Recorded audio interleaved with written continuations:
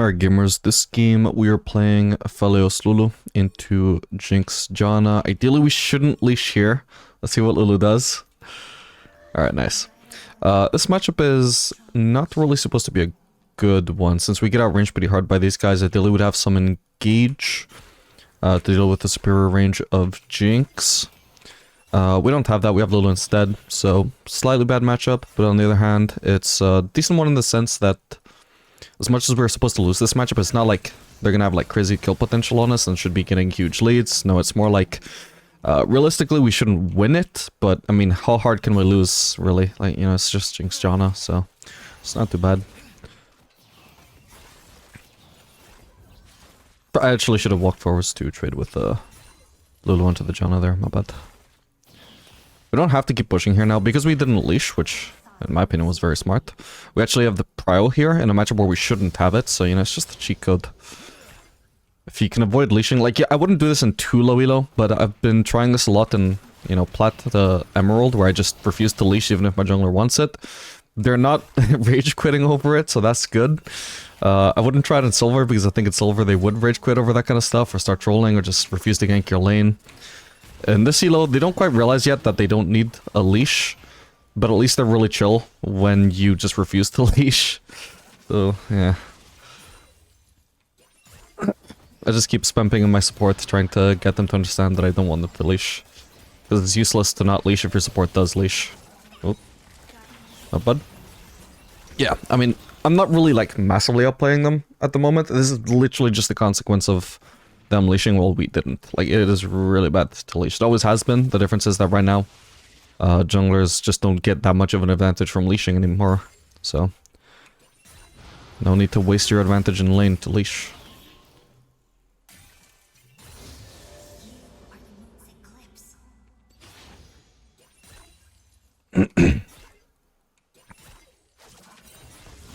Just gonna get rid of red here. I'm not foreseeing much use for a triple weapon combo.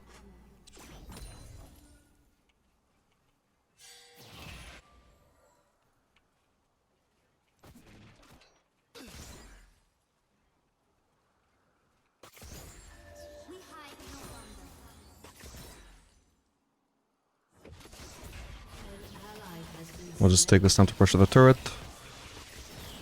Now as they're walking forwards again, we can start hitting Janna. If Jinx was... well, if she wasn't so far forward, then I would just poke Jinx instead as she was hitting the casters.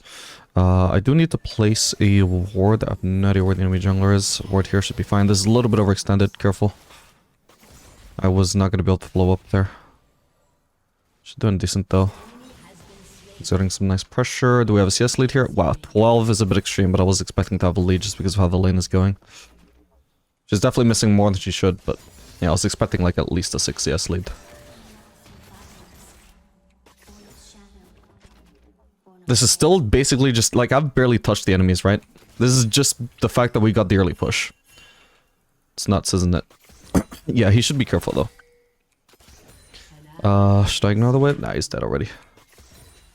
That was a pretty shitty invade. Who got the kill? Okay, Master Yi, so just an assist for Jinx. She's still pretty behind. I should have hit her with purple, actually. Ooh. Okay.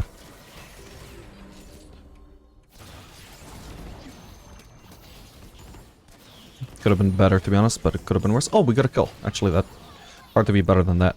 If there was minions already in the way, I would have flashed in, but should be able to get her. She doesn't have ghost, I do. Can at least force her flash, and now we just kill her anyway. Boom. Hopefully I don't get ganked by the enemy jungler here. We do have an entry into the lane here. At least Orianna's coming for us, so probably not going to want to... oh no, okay, she's leaving again.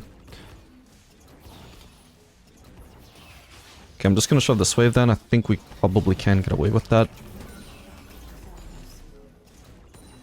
Alright, beautiful. Rexa wants to do Drake. I really need the base here though. I'm not going to get a good base at all if I go for Drake there, so maybe Lulu can help. She won't need, well, she will miss yes if she bases, but obviously it's the support, like, who cares? But I do need the base. I'll get a refillable, why not? Oh, actually, no. I'd rather just do Cull. It's a little bit latish for a Cull. I think usually the max I would buy Cull, or I usually buy Cull at, is like 5 minutes, but it was 1 minute. I've been enjoying Cull on Aphelios lately anyway.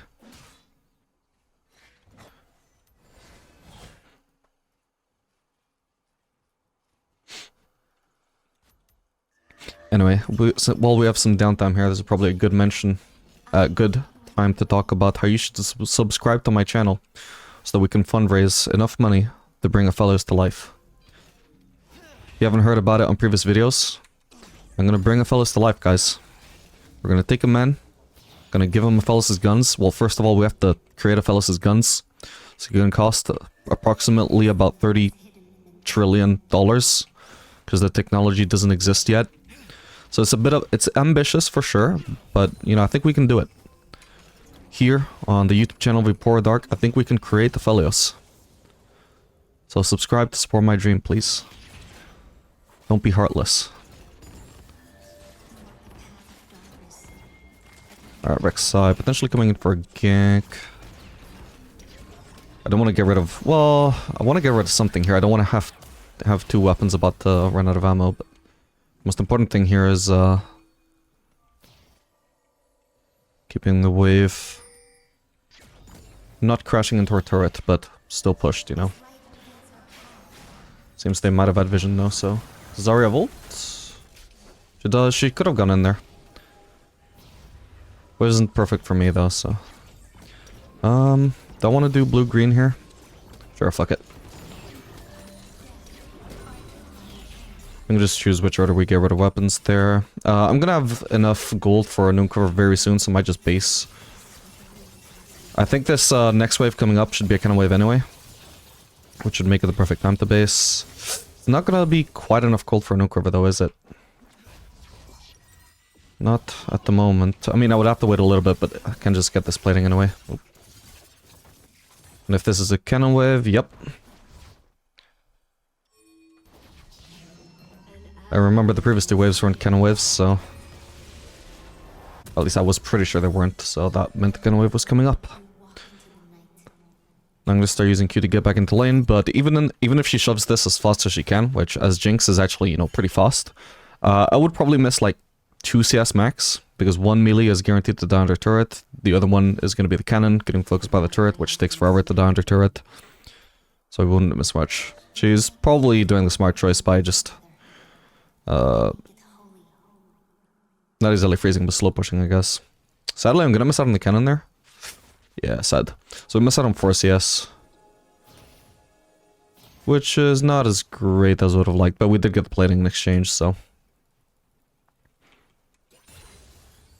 It's overall more gold for our team. I wouldn't have missed the cannon if I didn't stick around for the plating, for example. Would have worked out even better if she made the noob mistake, or rookie mistake, which is something even by people in Halo typically do, is just crash in that early wave. She's also missing out on wave, on CS here, rather. I don't know. I guess she was warding, to be fair. From our fortress, I will guide you.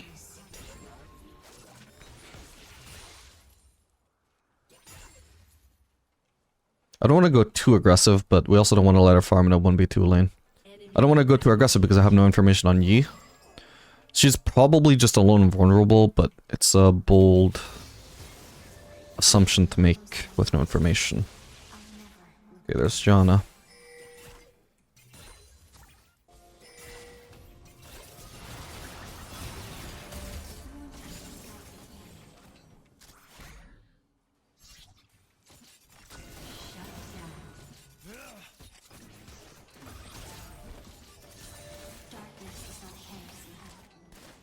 Careful, Lulu. I think she's dead here. Oh, that's an Orianna. I'm gonna have to flush that. Yeah, that sucks. She took way too much damage there. Oop. Keep misclicking.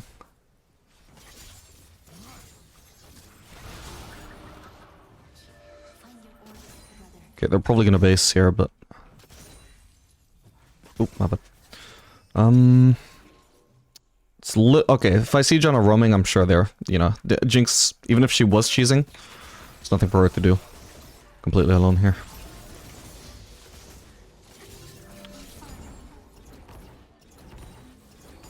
So, I can shove in this wave, just fine. And we'll also help Rek'Sai with the Drake this time, I guess. Whoa, hello. Did he just ult? He just ulted. I don't want to push my luck here. But nice.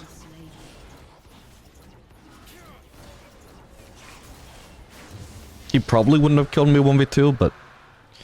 I mean, you know how he is. It's never a guarantee, is it?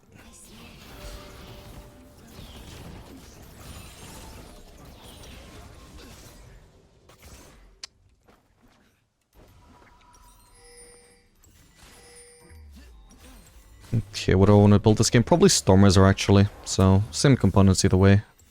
This is really annoying.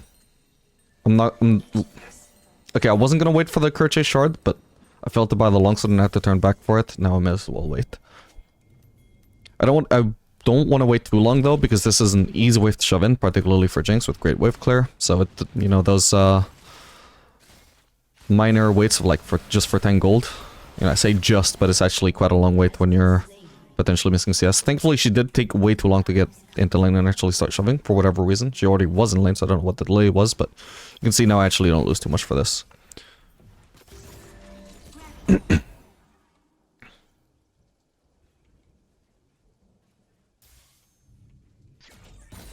it was something like Vayne... Oh, okay, Jinx is mid. If it was something like Vayne, which has terrible wave clear, then I would actually just wait for the gold with no hesitation. It's the fact that Jinx has great wave clear that made me not want to wait.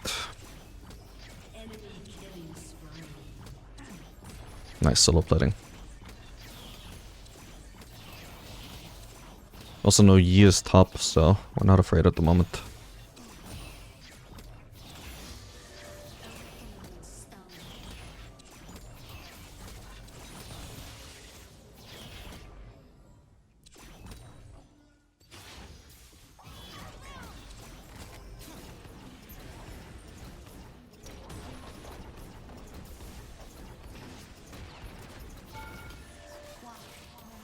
Level 9, by the way, is exactly the level when Aphelios is in front of him, spikes to do full damage to all targets. It literally, I can't remember what the initial value is. Was it 90%?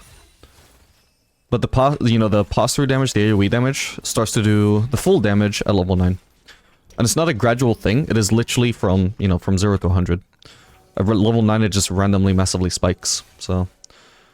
I just pointed it out because I just noticed there that I was doing a lot of damage to Jinx through the turret. And it's because I exactly leveled up right there.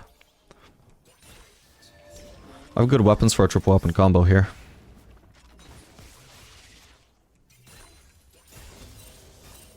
It's not going to be terribly useful against them, though, because they have such good disengage. But it doesn't cost me anything to just hold on to it. If nothing else, I'll maybe get some harass done. I'm gonna place a ward. And clear that out, and place another ward here. Okay. We don't have any wards on Lulu. But we do have a pink in the try, so we have good vision for now. Yeah, that's the only ward she's gonna be able to clear.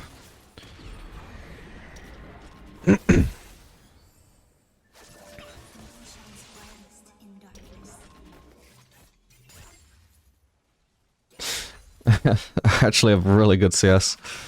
Just 1 CS away from 10 CS per minute. I should have just actually tried the triple weapon combo there. Next time she walks up, I'm gonna actually do it. Oh, never mind. I'm gonna pop Ghost, because I'm pretty sure I'm being ganked already. I might already be dead, we'll see. Oh, okay. Not bad. I didn't even know Rek'Sai was there. Good read from Rek'Sai, though. Oh. Let's back out. Really good, though.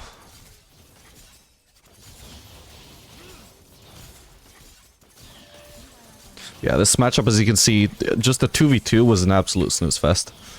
It's exactly how I, said it would go pretty much, except I said that it was a losing matchup. It was definitely made a lot better than it should have been by the lack of leash on our side. And then obviously, I have the advantage being a smurf. But overall, like, we weren't able to really punish them any more than they would have been able to punish us if they'd actually won the lane.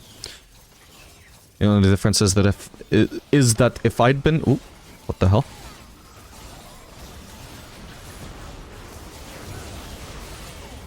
Yeah, I'm dead. That was okay, I guess. I did give a shutdown though, which is not ideal.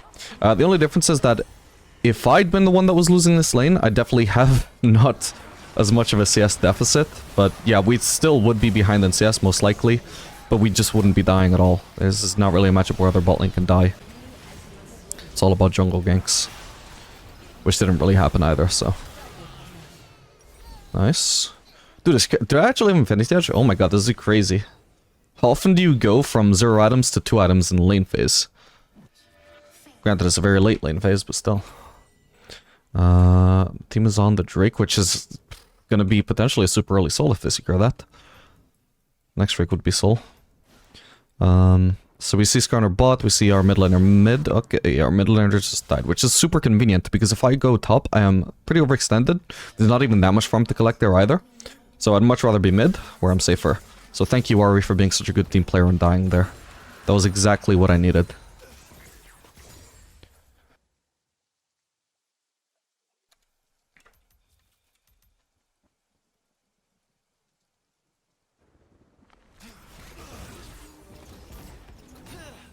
Alright, I want to cycle back onto the regular rotation if I can. Gotta be careful here.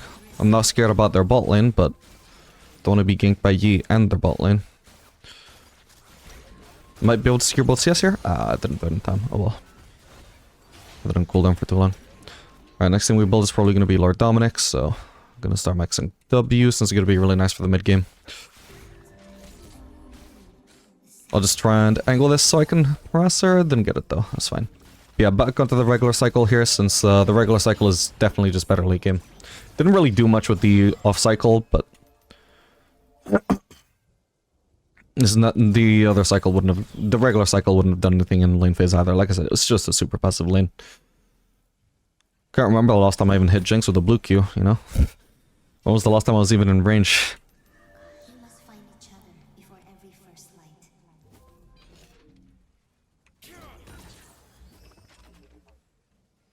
Anyway, overall, like, I'm pretty sure, like, I don't know exactly how the Lulu versus Janna matchup goes in terms of, like, who scales better. But Aphelios for sure scales better than Jinx. The only problem is she has a better mid game than Aphelios. But, like, super late game is 100% Aphelios' favorite. And definitely with how much of a lead I have right now, I'm also going to have more of an impact in the mid game, too. So this is great for me. Like I said, I don't know about the Lulu versus Janna matchup, but I'm assuming their scaling is probably going to be similar. Yeah, we should, I guess, continue walking over here. This looks like it's probably about to just die, though. This is possibly about to be a fight, though. I'm gonna pop Ghost. We can definitely do something here.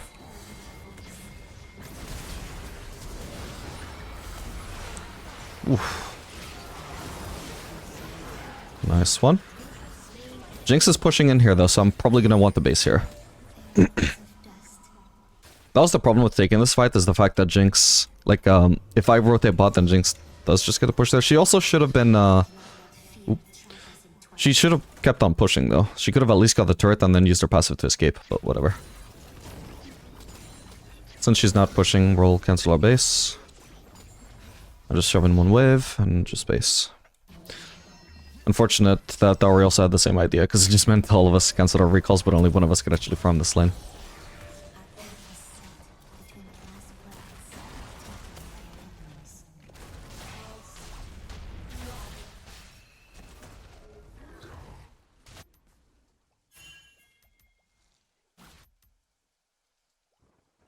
Oh, careful, Skarner. That is definitely an overchase. He's trying too hard to kill her. If we had voice comms, obviously, like, at least our team also would have been on board for, like, you know, backing him up. Oh. This sucks. But yeah, we had no idea that it was going to overchase there. They're probably going to get Baron. It is what it is. We'll just let that go. We'll try our best to win team fights. That's all we can do as ADC. Oh, hello. We know he has no flash, so...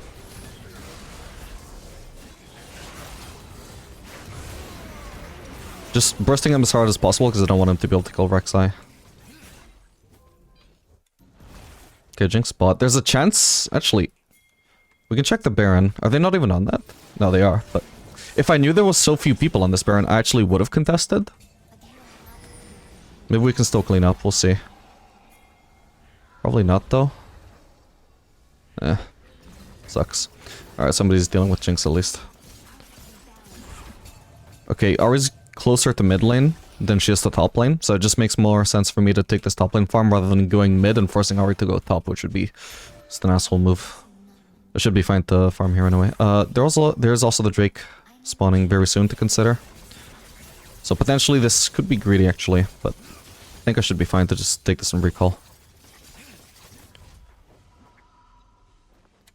The main risk here is that because Drake is spawning, my team has to be like placing vision around Drake, and they're not like it wouldn't be viable for Lulu right now to be pathing top lane to protect me if I do get ganked, you know? So I'm completely alone there. The fortress is quiet.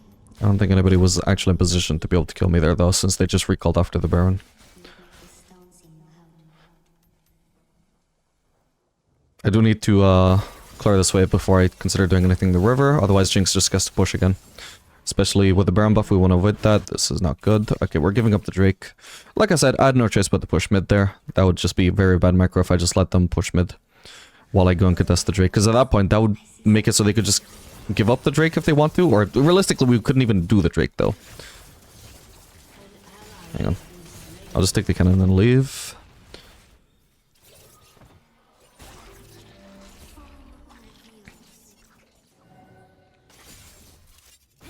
This will give me some vision. He is probably just... Oop. Okay, that's decent damage. And he's dead. Wow. Lovely.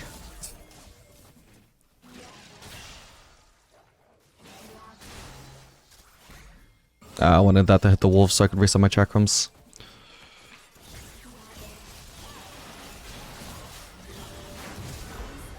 She's flashed. Ooh, that just barely didn't hit. She's dead though. Huge shutdown for me. Let's go. I still got ult. Janna. Should have tried to dodge that. If I can just get in range. Okay, here we go. Wrong ult. That was meant to be a green ult. My bad. She's still dead though, thankfully. It's a bit lucky. Oh, hello. Perfect. We gave up the Baron, we gave up the Drake. Doesn't matter so long as I stay strong enough to carry team fights. Not too much. It's not ideal, but obviously the important thing is to not make, you know, pile on my own mistakes to my team's mistakes, because that does decrease our chances of being able to win team fights. I promise.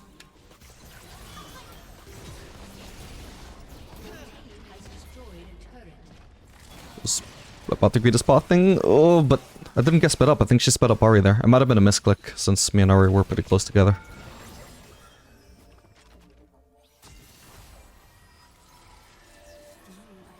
Alright, I do have a lot of gold, so I'll shove in one more wave. It's not terribly important, but somebody should shove it in, and I'd rather it be me than Ari. Now I just want a base. I got a big power spike coming up. If she walks forwards here, I might just get her out with my team. I got flash to dodge her ultimate. Otherwise, without flash, there's nothing to do there. I would have to rely 100% entirely on my team for setup. I think mobility is going to be pretty important here, so I'll go ahead and sell Thorin's Blade. Vectrix is a pretty decent component. Gives a lot more AD, gives me some movement speed as well. Movement speed is going to be really good here because it's really important for cutting the Darius and also the Yi. Obviously, you can't really kite Yi, but you can at least delay him reaching you, which you know, that's why we run Ghost. Phantom Dancer will be great for that as well.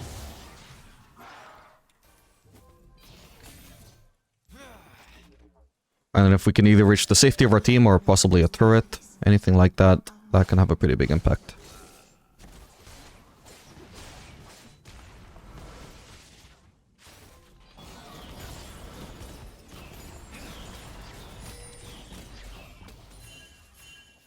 Yeah, they might be collapsing on Skarner. Ideally we want some vision there. We also might be doing red. No? Oh, he is coming. Fuck me.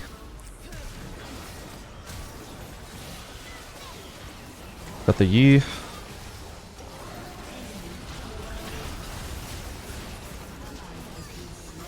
Huge, okay. Not getting anything else there, but that was really good. I guess I'll go mid. Doesn't really matter too much where I push here, but I do need to go and push somewhere. If nothing else, I'm just gonna get a bunch of farm. If I had Ghost there, I could have cleaned up a lot harder. I'd also been a lot safer.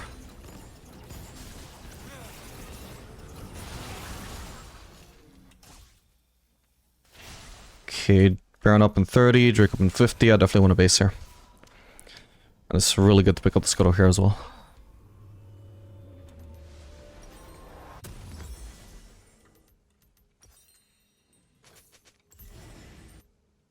Actually.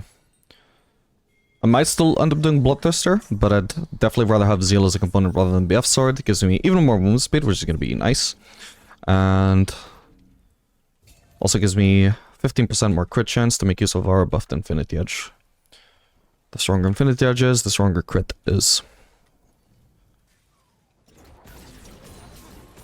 So when I say that I might still end up going Bloodthirster, that just means that I will probably just, like, like on my next base, I'll see whether I have enough gold for selling Zeal for Bloodthirster. If I don't, then I'll just upgrade it to Runelands. I will just end up getting Bloodthirster later on. Alright, we want to start this streak. There's not much point delaying.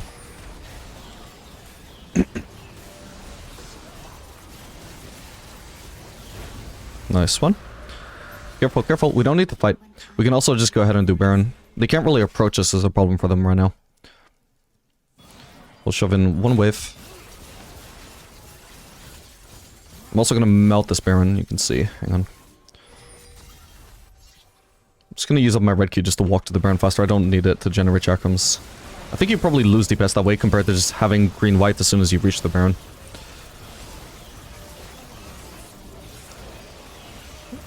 Yep. You just absolutely melt that if you start it with green-white. Should I shove another wave here? I can't really do that against these guys. I guess I may as well base then.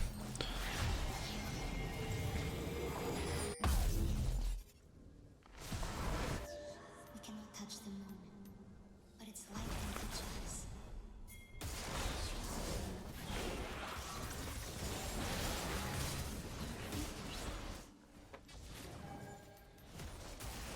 Okay, I'd probably rather avoid having green purple in fights right now because it's the least lowest damage weapon combination, and I think I really need to 1v9 these fights.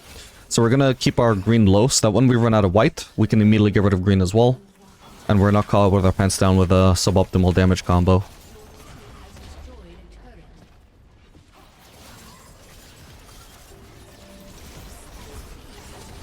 Alright, at this point, I can actually get rid of green whenever I want.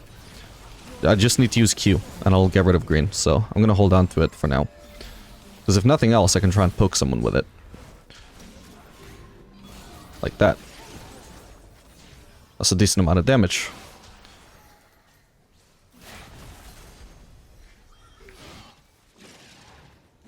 Oh, that guy is ghosting, by the way. Okay, so we just waited out his ghost. Nice. I don't have flash up, by the way, so, like, I've got to be cautious about approaching Orianna. Ideally, we shouldn't fight until I have flash. Ooh, we got a TP flank, though.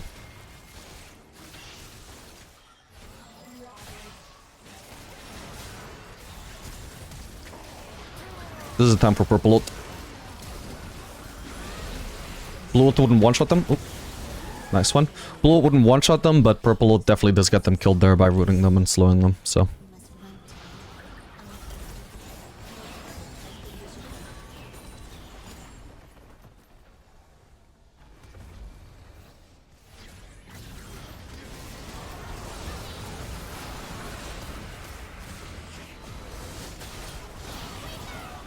Jesus, nice. Alright, pretty clean game aside from that one death that was probably avoidable. GG.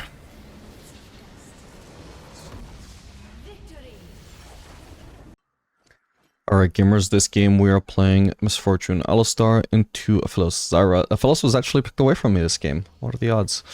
I usually would pick into Aphelios either... Well, my preferred picks would be Jinx or Twitch. Twitch is like the hard counter to Aphelios, and Jinx is just not necessarily like a...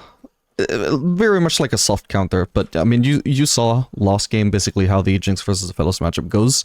There's not much support intervention. We shouldn't actually be leashing here if we can avoid it. Yeah, it's just basically really passive, slight advantage to one side. Should be the Jinx generally, but regardless of who has the advantage, it's kind of hard to do much without the support. I should flashed. Yeah, sometimes they'll throw a tantrum. That is what it is. This is the first time that this happened, though.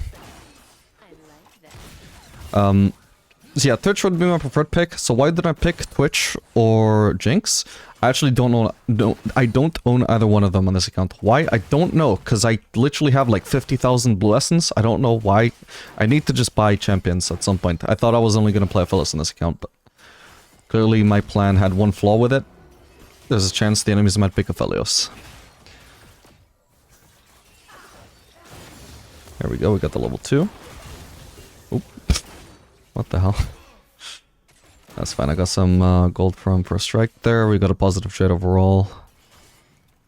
Anyway, so Miss Fortune is also actually a pretty decent pick into Aphelios because her short trades are just magnificent. So anytime I get into range of Aphelios, I'm just going to stomp him in a trade. He doesn't really have any recourse to avoid that. The only thing he can try and do is just avoid trading entirely. Oh, not bad. He should potentially win in extended fights, but he's also the mobile champion, so if he ever gets locked down, then my ultimate is just going to melt him. Even without locking him down, he's just guaranteed to take like at least 30% of his HP from my ultimate every time I combine it with my E. I'm going to have to be careful about eliciting this cannon. So I was posturing very aggressively. I'm going to go place a ward for now. It's fine, the cannon isn't getting focused down right now, so hopefully it'll be fine.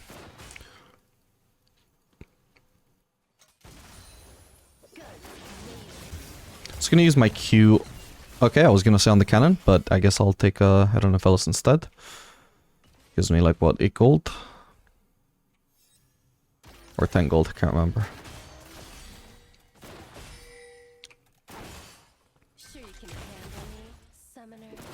But anyway, we do have Alistar versus Zara, so the implication of that is that, well, basically we have a melee support and they have a range support. So our support does not do too much. Gotta be careful about getting rid of it here, actually.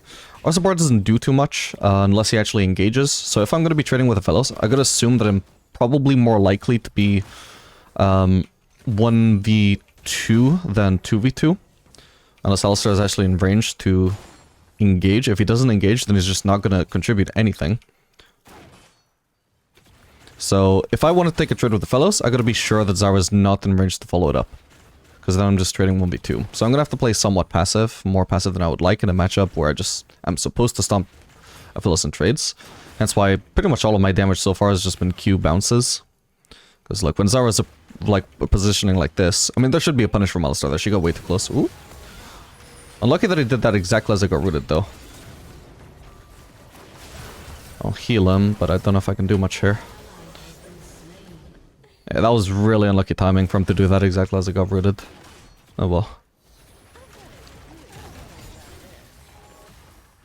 Oh, no, my bad. I thought I would focus one of these minions first, but because the plant didn't. Sucks. Vega? He's probably Spanish.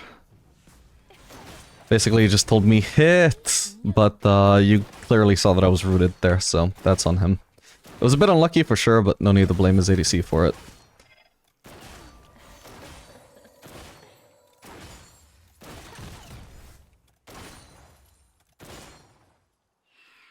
You've got dangerous eyes. Is this a good enough crash?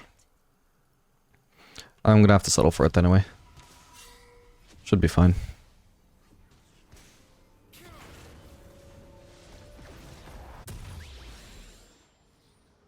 Is crit misfortune viable these days? Probably not really. I'll wait for another longsword. There we go. Running cookies so we have some form of mana.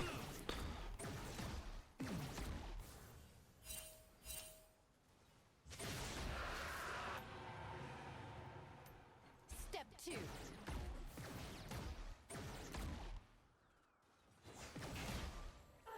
Alistar 100% should have ignited during that fight, by the way. Even though it wouldn't have actually resulted in any kill. It's just about the, like, fundamental. Like, if he's dying in that fight, basically, he's going to be dying and walking back into lane, and they're going to recall, and I'm going to be recalling, and I'm going to be walking back into lane. There's a very long time where we don't actually need ignite. And on the off chance that I actually would maybe be able to clean up one kill after Alistar dies, it is so much easier for me to do that if he uses ignite compared to if he doesn't. So imagine that he did use ignite and I didn't kill anybody, right? So it was wasted. it would be very close to coming back up again, right? At the moment, it's doing nothing for him. He may as well just expend that and just see if we can get something out of it. Something, a common support for mistakes to make, even like the high-low ones, even when I'm doing with my support, like when we're playing flex or something, I'll notice, oh, my support either got picked or engaged a bad fight. And so, you know, we lose the fight, then I'm like, oh, actually, you know what, maybe I can clean up here? Ah, just barely couldn't. Then I look at my support summoners and, oh, he forgot to use his ignite while he was getting caught. Well, what does he need to hold his ignite for if he's about to die anyway, you know? Like, he's not about to find a better use for it, you know? So, just a minor nitpick there. He could have at least ignited. It wouldn't have done anything in this circumstance, but it's just a good habit to make, especially if you're dying in any fight, even if it doesn't really look close, it's probably going to be smart to ignite, unless they're literally like full HP, and there's no chance of that changing.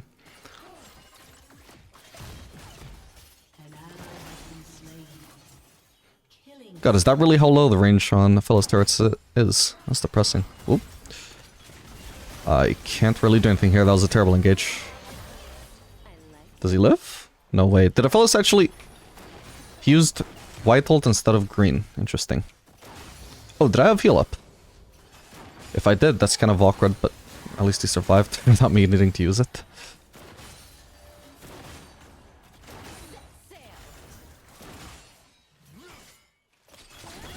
Alright, this is a clumped up ultimate. Nice. I knew I was guaranteed to do a lot of damage there. Didn't even know if I would force a flash. I can definitely kill somebody here, though. Let me just... That's one... No way! Okay, apparently that's 0. My bad. A misfortune master would have known that the Q would fail to overkill. Or fail to kill by like 3 damage there and just not flashed. My bad.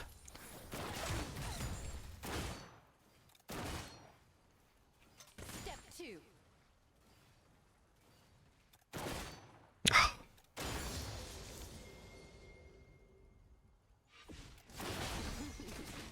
Should be able to get one plating here. We've got grubs to help us as well. There we go. We don't touch this wave though. If I was playing a champion with much better wave clear, for example like Zaya for example, or... Ooh, this sucks. Zaya or maybe Sivir, then I could start hitting this wave. This really sucks by the way, the fact that he dragged that. I mean, they're not going to abuse it probably, but it is really bad. We'll go for Youmu's here. Yeah, they're not abusing it. They could have actually turned that into a freeze because their minion wave had 5 and mine had... No, their minion wave had 6 and mine had 5, but... Or, I mean the reverse, but whatever. You get what I'm saying. Basically, if the minions aggro onto you for whatever reason, you just kind of have to stand still, not auto-attacking or doing anything. You just stand still and wait for it to re-aggro. That obviously can be a little bit risky if you're getting ganked or if the enemy bot lane is already in lane, but there was no pressure there at all. He just dragged out the minion and fucked the wave state for no reason. In a higher low, that might be punished. Oh, she's getting aggro. Taking so much damage though from the plants and from the Aphelios blue. So yeah, even though I didn't really get to abuse Aphelios with my trades in this lane just because the Zara has been doing a good job of positioning very aggressively. Ooh. Fuck it, let's throw the ult, see if we can do anything here. Alright, that should be a kill. Well, we don't really win extended fights against Aphelios, the thing. I do have heal if we need it. Personally though, I would rather wait for cooldowns before continuing the fight. Should be fine trading into a wave though. Maybe not while he's got that. Yeah, that sucks.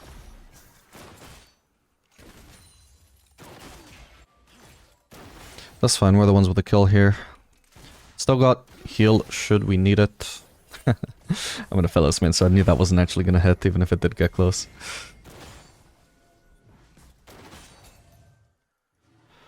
Was there somebody there? I swear I just saw somebody there. Yeah. That is Aphelios. This should be a free kill. Maybe not a free kill. I will pop heal here. Crap.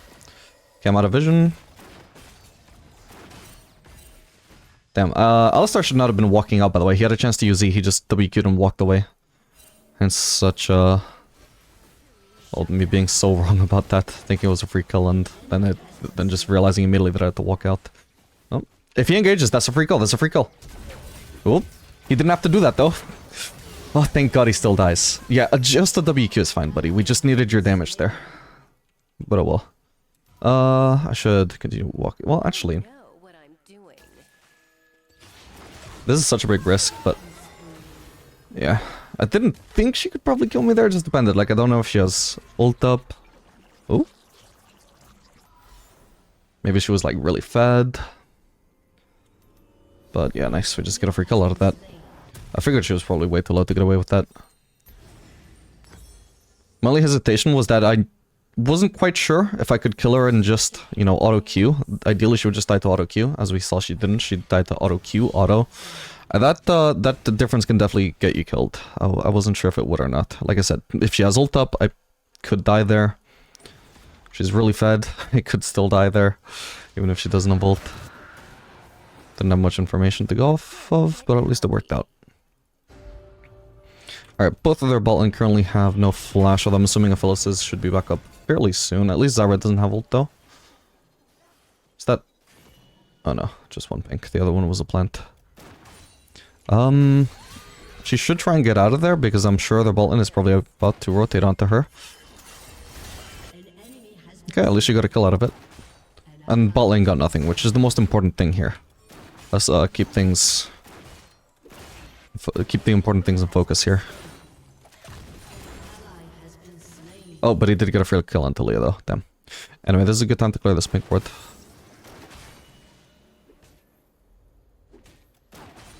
I want to get this plating, otherwise I would just... If it wasn't so low and about to die, I would just camp here with Alistar and just deny entry from the lane to them.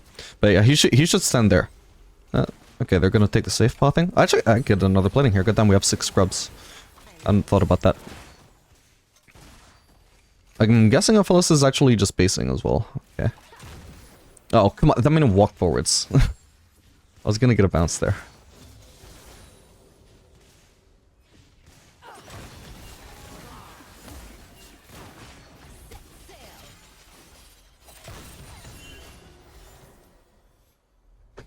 Nice, my Q one-shots the plants. This guy doesn't seem to be using a cycle. That's bad.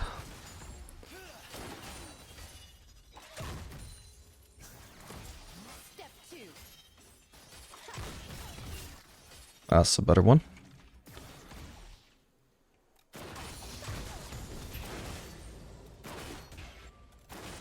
I gotta clear that way fast and just start moving forwards because I don't want to let them base. Or at least not get a good base. If they want to base and lose a bunch of CS for it, fine. But I need to make sure that I have some pressure still. So that if they do base, it's going to be quite late and they're going to miss farm for it. I don't think Aphelios wants to base, though. I think it's just Zeri. So she might still base here. She's the support, so she doesn't miss out on farm for this. So that if Aphelios is going to be in lane alone here, we could get a dive. Potentially. Oh, my bad. Come on, we should be diving here. There is Olaf on the way, but here we go. Yeah, his flash is back up at this point. I'll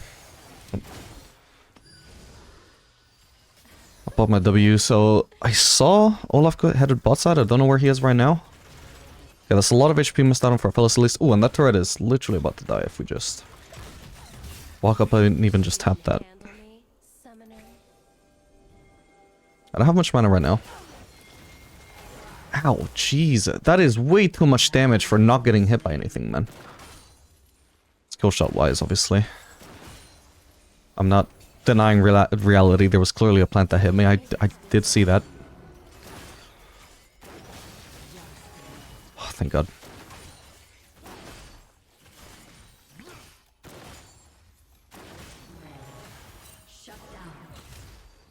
My bad, I existed near Zara, so I deserve to lose 200 HP. Okay, we're potentially about to be dived. Whoa. Oh, that's Artelia. I thought that was an enemy. Now I'm kind of stuck on the other side, unfortunately. Oh? Oh, come on. Oh, my bad. Okay, he lives barely. Wasn't going to be able to contribute much, but... Nice one to Leah. Oh, I can just walk up and tap this. There we go. Just making sure that I get that. Yeah, you push scrubs like crazy. Push turrets like crazy with 6 scrubs.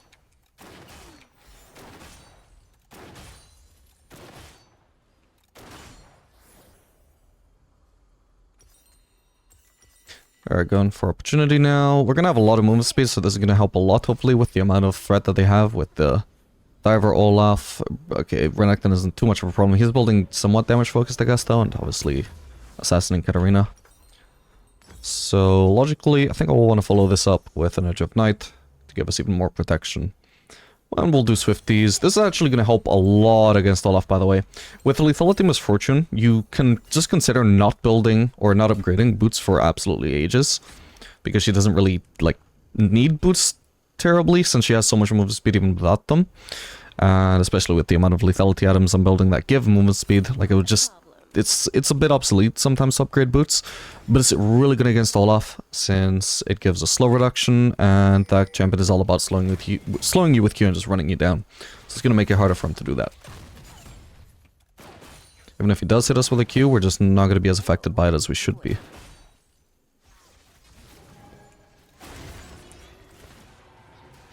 Oh, there's a fight. Okay. Go full out play.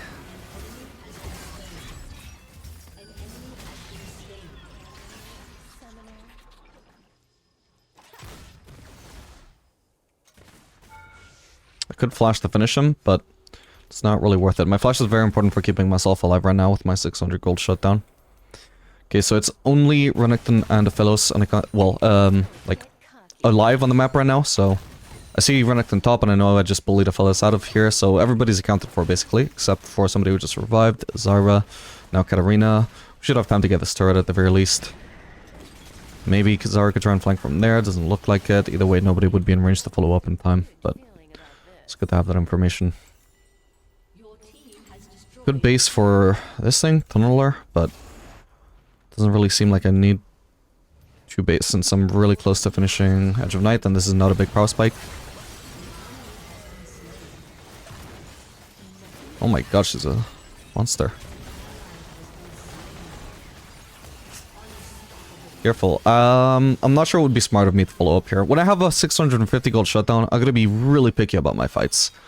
I don't want to walk up and follow up Talia and then get double killed, because not only is that, you know, a double kill, which is worse than a single kill, in terms of the gold I hand over, that's like giving them a pentakill, you know, that's not good. So is there a chance that maybe I made the wrong call there and not helping Talia, and maybe I could have actually helped her and we would have won the fight? Sure, maybe, but if I'm wrong, which to me is like, I think I was like 60% likely to be right there that I would probably die, then yeah, 60% odds, not worth the risk. Or like 40% odds that it works out, that's just absolutely so not worth it. I do have enough gold for Edge of Night now. I'm just gonna shove a wave for the sake of, you know, getting an extra wave, not missing out on that in the long term. And now we're gonna base.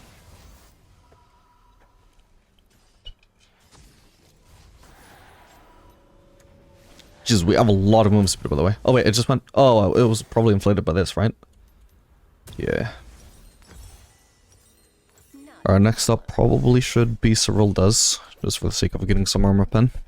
We got 2 tabbies, so that's some armor.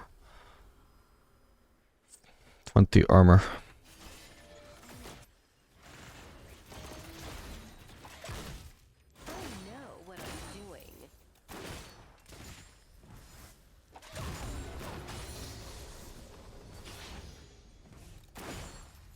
Alright, I want to see how much movement speed I actually have when I'm out of combat and it's not being inflated by the L-Star. Wait, is it actually 493? Wait, no way. That's even without being sped up by L-Star, what? That's crazy. That's like, I swear, faster than the average ADC moves with Ghost.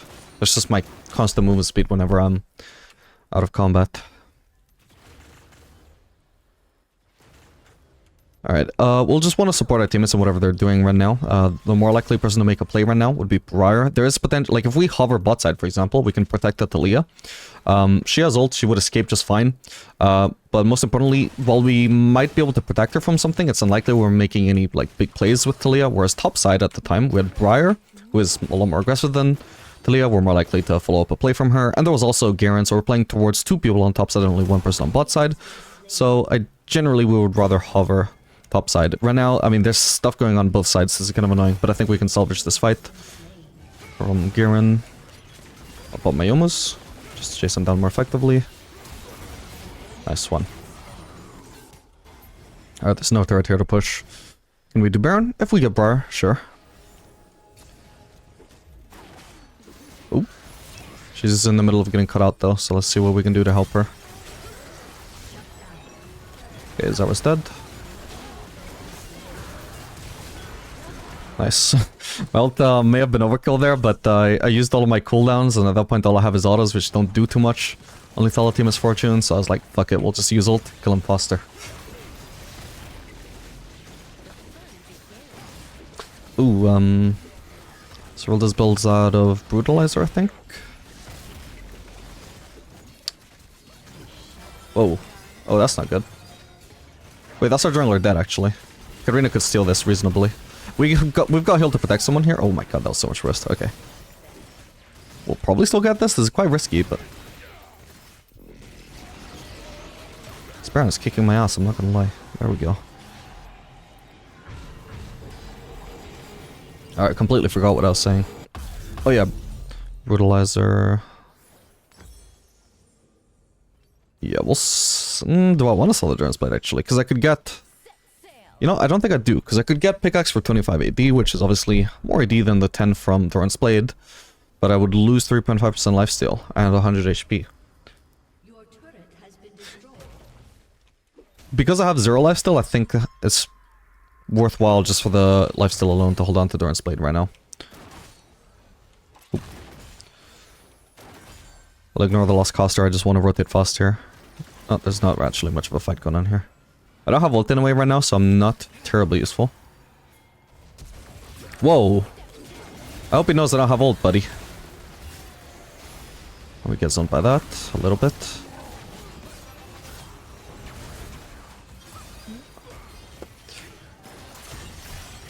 Huge. I'll clear the Zara plants here. Just reduce the amount of damage my team takes from that. Okay, so that was a 4v5. We traded 1 for 1 4v5. That's not bad. Meanwhile, Garen has been pushing. This is overall worth. Maybe not the fact that we gave up Drake, but to be honest, I don't think this game is going to come down to Drake's either way, so it doesn't really matter too much.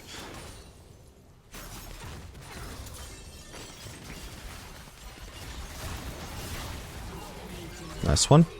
Trying to clear that Aphelios turret, but I can't click it through the inhib. Is that an Aphelios hack I never knew about? Nice one. She's definitely dead, so we're gonna back out. It's fine, they'll never catch me with my 487 movement speed. They'll always remember this the day that they didn't even come remotely close to killing Captain Jack Vapora Dark. Don't get cocky. Captain Vapora Dark. That was probably the angle to go for. Whatever. Vapora Sparrow? Probably was also acceptable. Alright, what do I want next? To be honest, I think Kraken Slayer wouldn't be bad now. Just to get some DPS in this build, it gives mostly AD, so still going to be somewhat useful on my lethality build. It's just going to give me some DPS as well for when my stuff is on cooldown. I think we got basically every item we actually really need in terms of lethality focus. Okay, I don't one-shot Aphelios turrets, good to know. We've already got this inhib, by the way, so... Should have been pushing top or something. At the very least, I'll go there for extra farm compared to what I can get on mid lane. There's a red buff spawning. Do I care? Not terribly. Would be nice if somebody on our team got this, but I really want to get this wave. Plus, it's also a little bit risky to try and go for that red. There's a big factor there as well.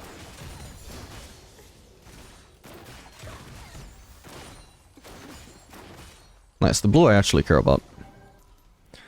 Yeah, we'll just base and get no cover. That is definitely worth selling Dragon's Blade for. Step 2.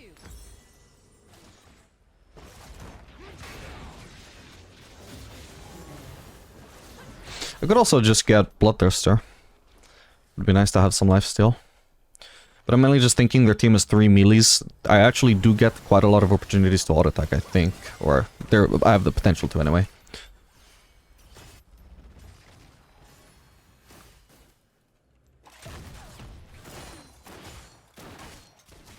If their comp was full range, then I would definitely do Bloodthirster. I know what I'm doing.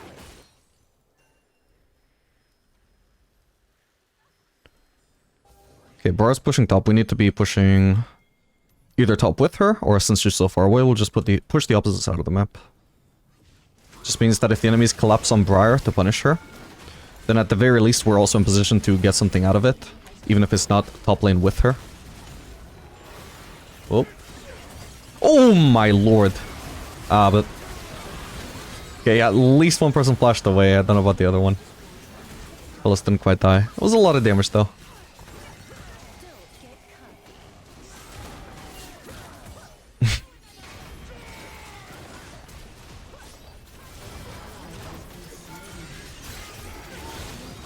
Trying to go straight for me, but I've got a lot of peel. I still have my shield, by the way. This is crazy. But I've got an entire team fight without losing it. This is what it's like when nobody on the enemy team is Ludens. Cause I fucking hate... I still get hit by that, though. Wait, but wait, I lose my shield and I take the damage? That doesn't make sense. Whatever. GG.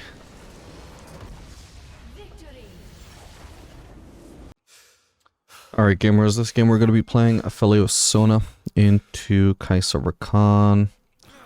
Should be an okay matchup. We're going to have to play very defensively though. Kai'Sa having Halo Blades is less than ideal here, just because it gives her a lot of like laning power that, you know, might help them snowball in this matchup, which is what they need to do. That being said, Rakan is not really the highest pressure support, so I'm not terribly worried. I think we're going to get the scale pretty early here. That is my hope at least.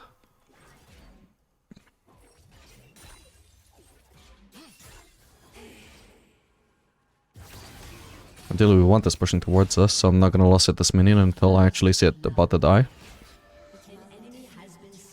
I don't know what Kai'Sa's doing, why is she walking so far back? Careful, Sona, careful.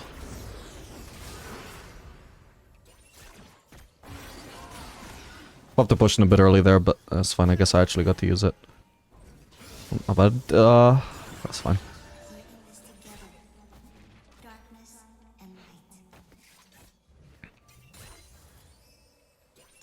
Alright, that's no ghost on the Kai'Sa as well. Probably could have waited for my fleet there actually, my bad. Might have got it blocked by the Rakan shield though. But I guess it works out fine then.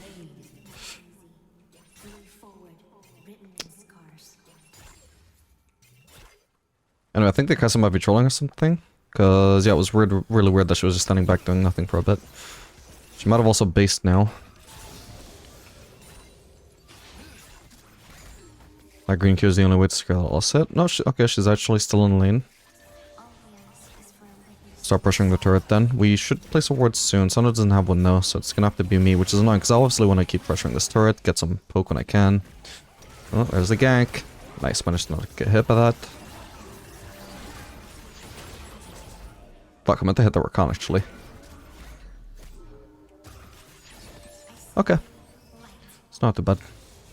That Zac is running Comet, by the way, for some reason. Not sure what happened there, but it probably, I'm gonna assume, was a wrong rune.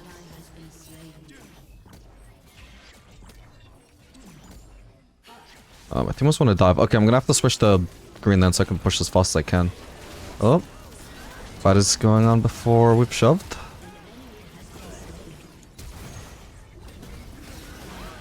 Oh, goes to Sona, sadly.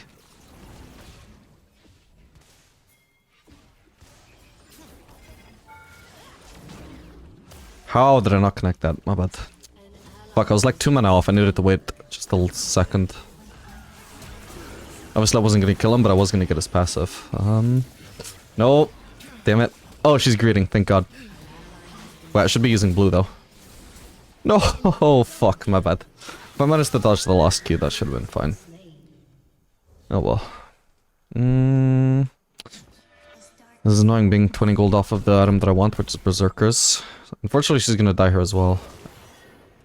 Okay, goes to Rakan. That's actually kind of lucky. I was gonna berate her for giving over a free assist to somebody who did not need to get one, but at least I guess it ended up being a positive outcome, maybe? I mean, it still handed over 150 extra gold to their team overall, but At least denied 150 gold from somebody who's not a support. Gonna put one more point in Q there. Since we don't have any AD on this base. Just gonna keep Arla sitting a little bit more comfortable.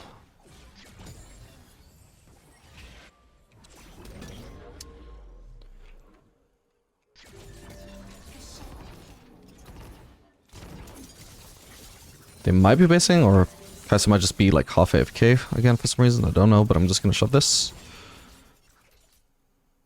Ooh, the plating is still up, so ideally Sona shouldn't text this. Oh, that's fine.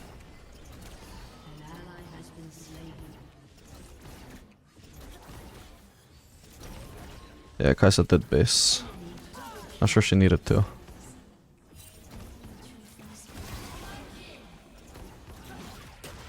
Come on, we almost got the plating. There we go. We're gonna start putting points at the E. I think we've got enough AD for last hitting now. Oop. Got an auto there.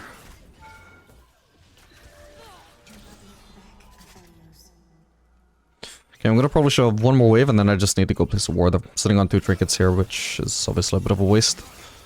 Place one in the river, nice and deep.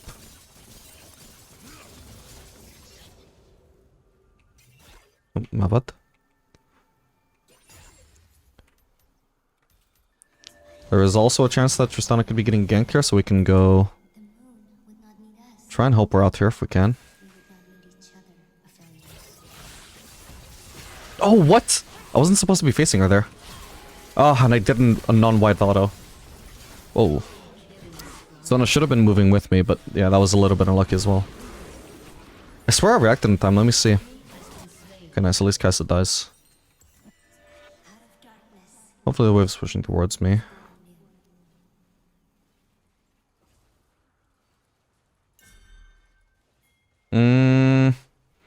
Maybe I didn't click in the right direction.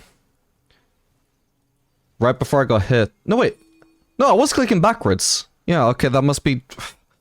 I guess that's something I didn't know about Aphelios Q? Does it just always face in the direction that he started casting it in? I'm not sure what happened there. Oh well.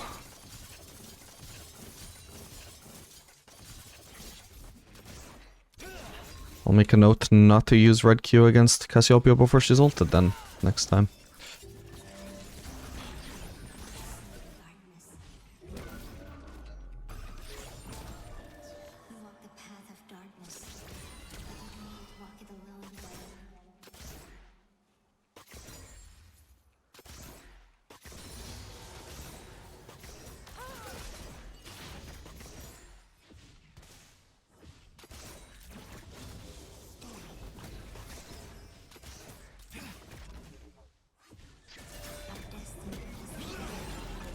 That's just some guaranteed damage.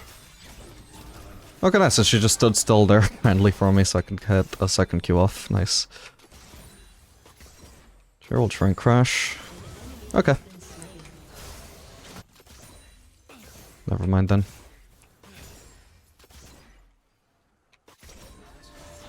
She's fine. And I get a single plating to myself? Nice.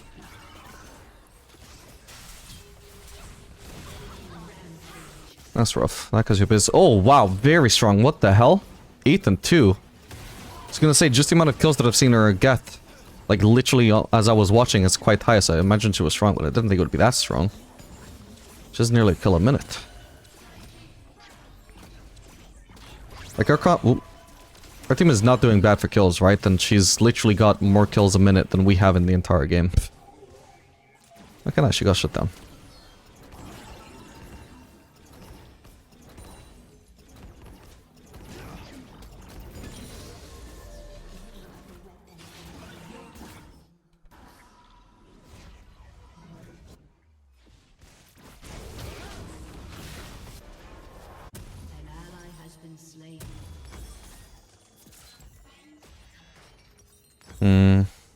Could maybe be another Stormwizard game. I'm not really that bothered about it though, so I'll probably just do... If I can afford Static Shiv before Stormwizard, I'll just do Static Shiv. The only reason why I'm like slightly inclined towards it is because it would be quite nice against Strundle. But it's... I don't think it's as useful against Strundle as it is against Darius.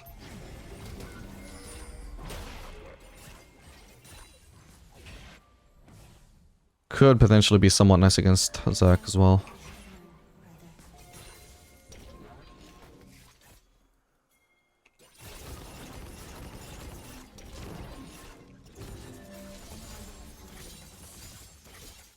Shut down.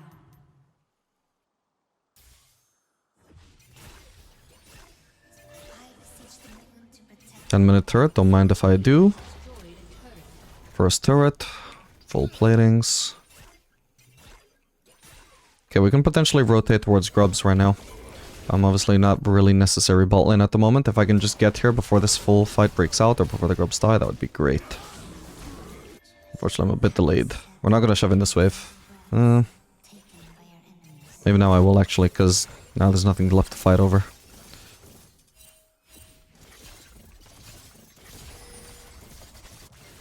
Cassiopeia will be on her way towards me, but I do believe she's alone. Fuck. I'll just flash.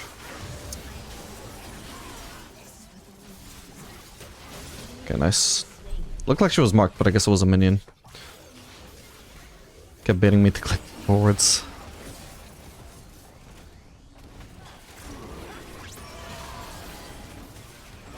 Nice. Oh, no, no, no. Oh, thank God. That was a close one. And I got the kill. Should walk out, though. I don't know where Kai'Sa is. Trying not to base anywhere unsafe at the moment. I just want to stay as far away from Kai'Sa as possible. She would be coming from bot side or from base.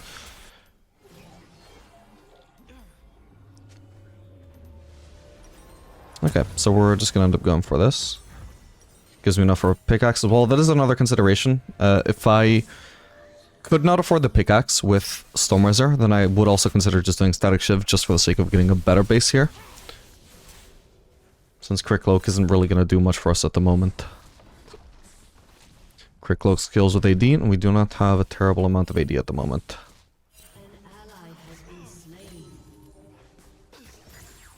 Terribly high, I should say. It is a terrible amount of AD. That's the problem. It's not good.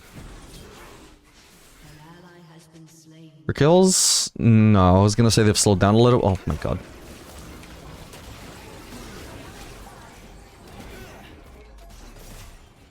If Rakan didn't show up, I was gonna do a nice little attack reset on Zac there. Oh my God, just got rallies. But yeah, I didn't want to lock myself down there doing a combo on him. Which was ultimately just going to be damage, it wasn't going to result in a kill.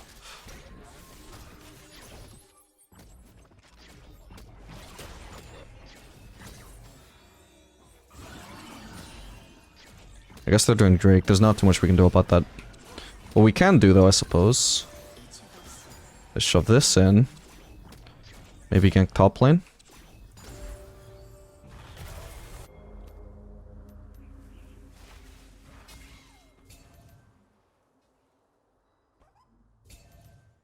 That's an unfortunately timed board. I guess the first one wasn't actually in the brush, because otherwise I don't know why he placed two.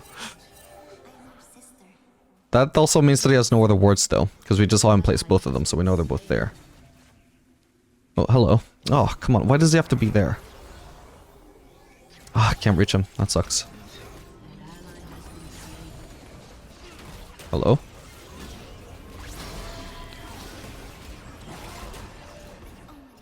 Nice, no need to even ult. That was way too gritty of him. I don't know what the hell he thought he was doing there, though. That didn't make sense. Like, Volibear was on his turret. He did not have time to be getting that. Okay, that's gonna be Cassiopeia. We could maybe do something here, but at least need to try and approach from an angle where she can't ult all of us at the same time. But we're clearly not all on board with this, so let's try and get out. I'm gonna ult to disengage. Oh, she's not even chasing us. Well, that's weird, because she could chase. Okay, we'll go back mid for now. I can't afford BF Sword yet. I don't expect to face check into anybody I can't beat here, unless somehow I run into Kai'Sa and Zac at the same time.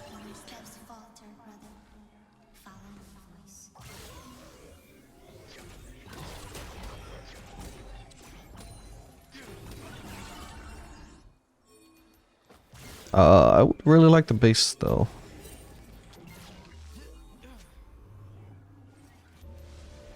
I'm just gonna base and get my items, and then if there's a fight, hopefully I'm there in time. Because this is a pretty big power spike at this stage of the game.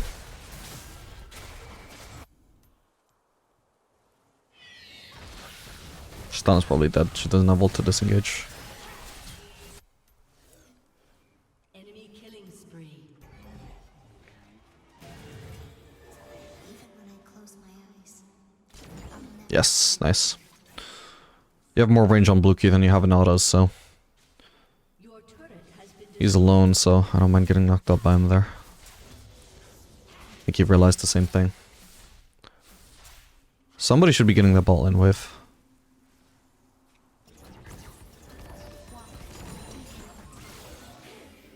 Maybe we want to go with them.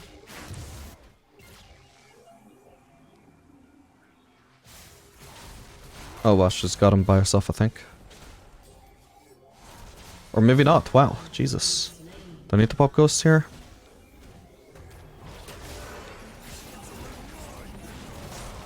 No, he just walked into them and handed the kill over at someone else. Oh well. Now we've left mid lane and defended at the same time. That sucks.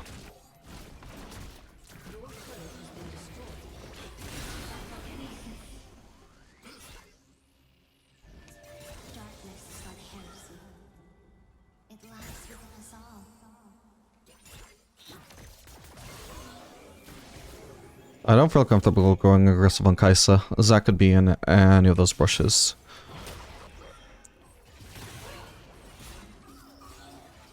Anyway, we've done a pretty good job, obviously, in our lane. We've actually ended up coming out of lane phase with a CS lead when we just had to survive. Kill advantage too. Oh. Okay. Even if that landed, I'm pretty sure I was fine. Let's try and pop Ghost here, though. Because we've got some white stacks, so that's nice. My Chakams don't reset on blobs, which is so annoying, because that is definitely attacking a champion.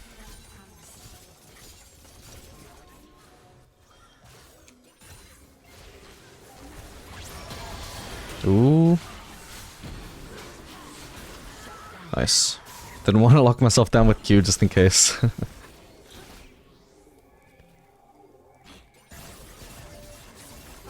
Dude, it's true. Aphelios doesn't change directions when he fucking red Qs. What? That's crazy. Like, it makes sense.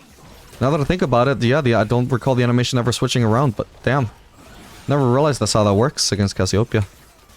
Oh. Whoa.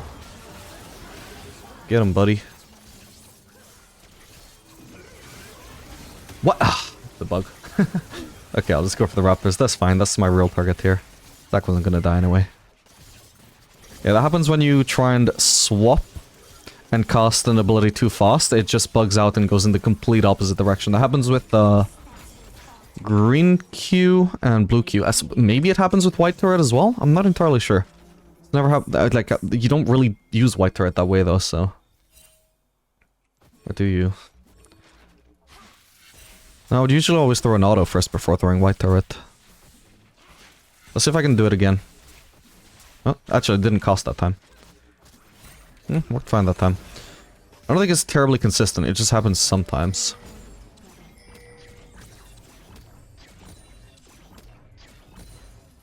Don't know if there's a specific trigger for it or not. There might be another Drake for them. We don't really have people in position to defend, so that's fine. We'll just give it up. She is really tanky, by the way.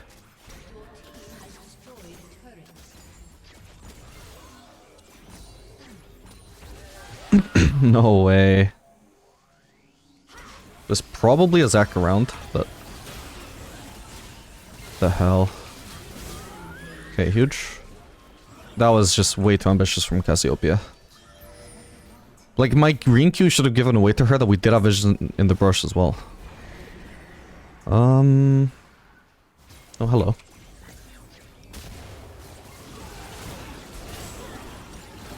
Nice.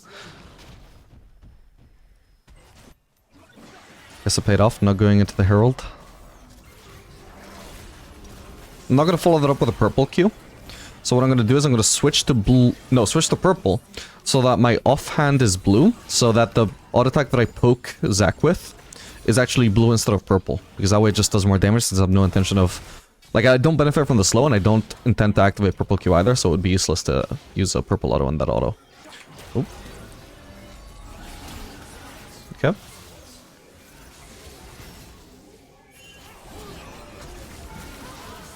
Nice. She doesn't have ulti yet. Oop, click minions by accident. I don't know when her ult comes back up is the issue here. Nice, I was hoping that would happen. That's so satisfying. Oh my god, I have a lot of gold now. Oh, I would love to go for the raptors there, but we really should push this. Who's alive? Trundle. I could maybe run me down. Oh no, he's just pushing top. Never mind then. We can also try and push this. They're still dead for a while, most of them. Just need to wait for volley.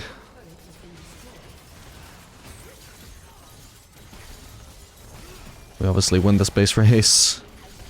If we get twin hips here, that's GG. There's no amount of fucking up that could cause us to lose at that point. This should also be a free Baron too. I've actually got perfect weapons for rushing Baron as well. Or I'm very nearly there, you know. I've nearly got white-green. So I'm gonna start pinging that. We have, like, we want to do Baron and we know we want to do it while I have these weapons so we can do it really fast.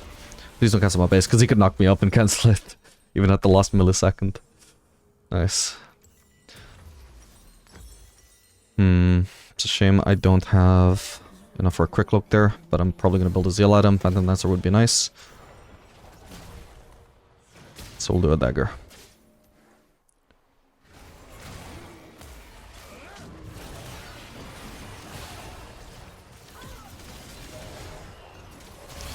This is not the time to be fighting, by the way. We want to do Baron, we don't want to fight.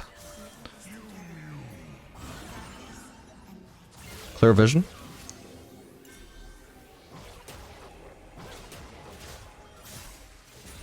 Okay, let's do it.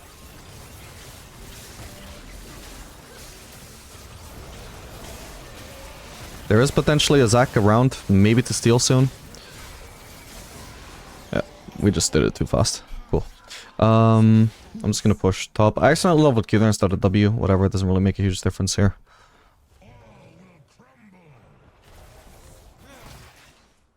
But since at the moment all three of the items that I have are all AD focused, would definitely argue that attack speed just makes a whole lot more sense here. Even if you do like the one-shot potential of just maxing AD, like we have plenty of that and not a whole lot of DPS with this build, so I'd rather focus on getting DPS from my stats. My team, I don't know why they're mid, we should be pushing top. I'm just gonna push top. I know the enemies have massively grouped mid, so they're not really defending against this at the moment. I'm gonna have to base because I can't really keep pushing by myself, but at least I got some free CS out of that.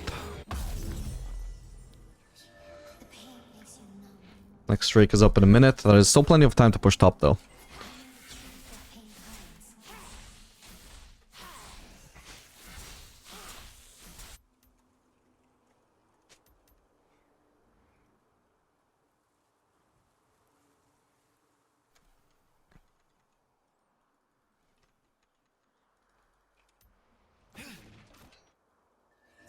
It is as the moon revealed the light, as beautiful as earthly.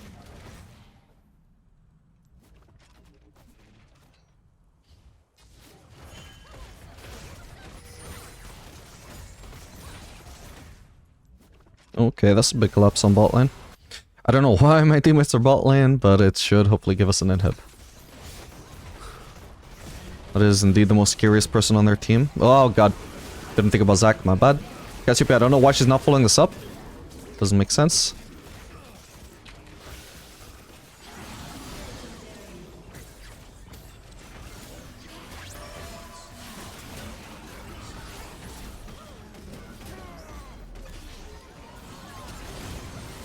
Oh, okay. GG.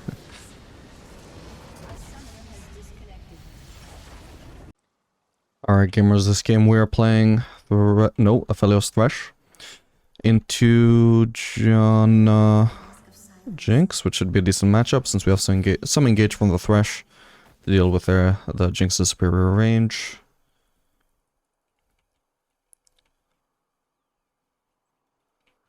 If they're actually late into lane, we can get a free Thresh hook here. If we actually see them walking up alongside the wave, though. Ooh, this is kind of... Okay, nice. Okay, pretty decent start then. Yeah, that was like just barely with the wave, but still managed to get something out of it. Whereas if they walk completely alongside the wave, there's no point trying to chase them because the hook is never going to land through the minions. So in that case, you can just start hitting the minions, since you're already in range to hit the minions and they are not. Sacrificing a lost hit there so I can pressure the Janna.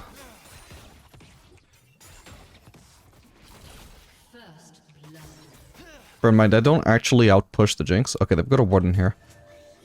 Until because the minion aggro isn't dropping. I don't actually outpush Jinx, but I do outrange her early on. Oh, she had level 2. Which is why I would rather concentrate on poking. The annoying thing about that, though, is that Jinx typically lost hits with her rockets. And... Oop. And that means that if I stand near minions while I'm trying to poke the Jinx, there's a decent chance that my auto attack will just get me hit by Jinx splash damage. Which just means that I end up not getting an advantage from it. So it's a little bit annoying against Jinx trying to abuse her range advantage. Ooh. Oop, cancel an auto there. Can maybe kill her soon, hang on.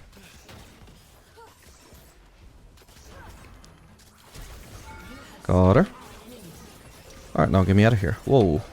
Never mind, not yet. Okay, that's fine. Now we should focus on just pushing this out. No need to go aggressive.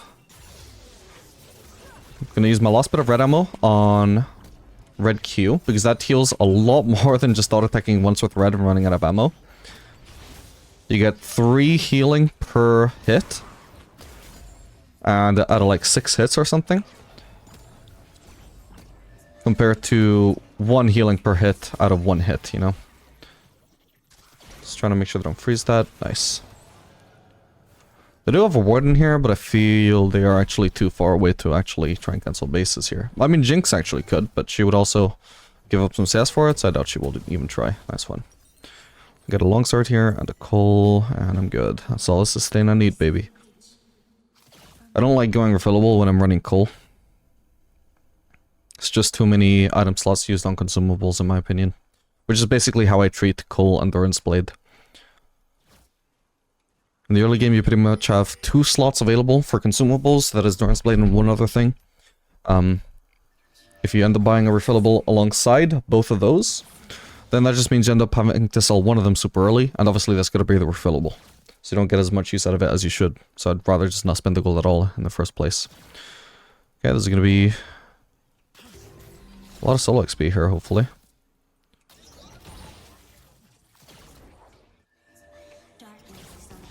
She has a level up on me and she has the bigger wave, so we do definitely have to play defensively here. Just trying to harass her with blue through the wave if I can. Get to aim at the furthest minions to extend the range of blue. Yeah, she's taking a lot of damage right now. It may not seem like it, you know, each hit of blue doesn't do a whole lot of damage. It's like, what, 70% or something? I can't remember. But it really adds up, as you can see. She just took a sizable amount of harass. I'll clear the wave. That's indeed a lot of solo XP, but she's overall actually ahead of me. I know she wants to potentially look for a base there because of how much damage she took, so... Nice one. Didn't even try and go for an AoE Q there. Didn't even realize my blue Q hit Janna. Nice one.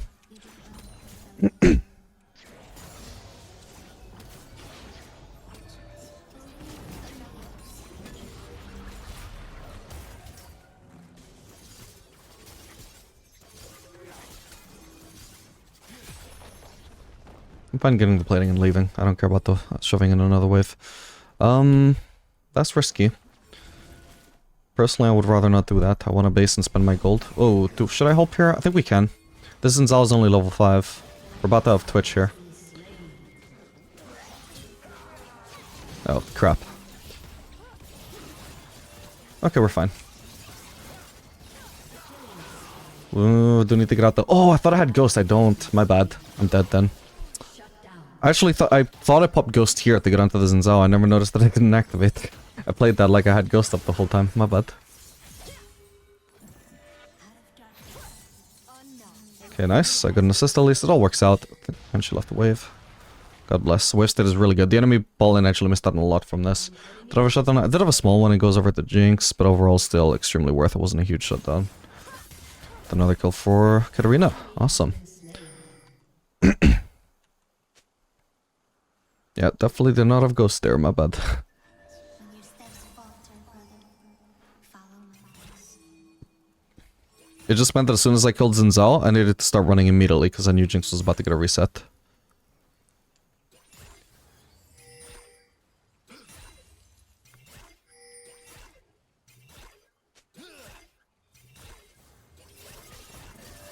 I'm gonna look to freeze this for now, so I'm just gonna thin it out as much as I can so I don't lose out on too much HP. I'm actually losing out on nothing thanks to the bread shield.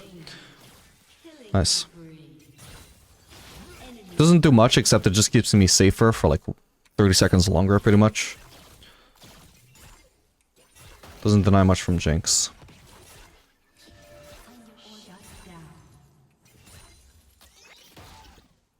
I have Ghost up right now by the way. I don't know about Jinx though. She might also have Ghost up. I could try and all in her, but I'm definitely not going to do it unless I know that Janna isn't on the lane. Maybe if I was paying more attention, I would also already know that. Maybe we just saw her on the map. But at the moment, I'm just assuming she is like a 50-50 whether she's bot lane or not.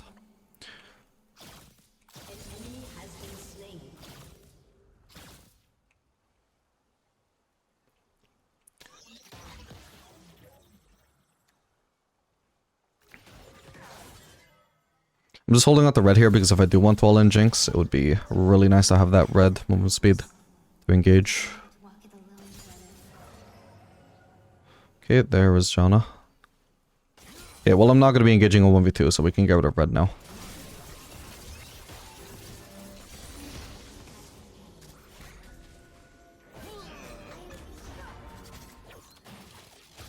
Oh wait, I needed to activate my red Q, so never my bad. The only point of using green Q there was because I wanted to make use of all the chakrams I'd used, but I forgot I have to auto-attack immediately. Otherwise they time out. Not bad. Actually, that might not even work because of how quickly the stacks disappear if you don't auto-attack. And how long it takes for the green mark to actually appear from your ultimate. Works with green Q, I'm not sure it actually works with green ult now that I think about it.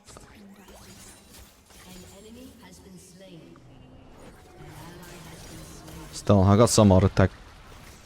Rather, I got some poke off from that.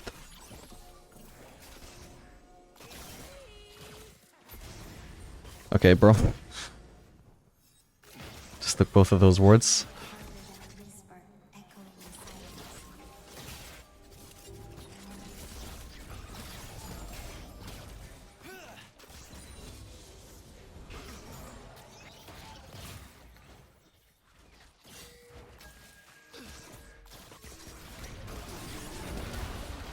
Nice, I've rooted her. This is a little bit risky because we don't have any information on Zinzao. That I've noticed anyway. Oh, he's in the pit. Gonna pop Ghost. I need to make sure they don't reach me. Ah, damn it. Okay, they have vision here. I'm gonna have to back out.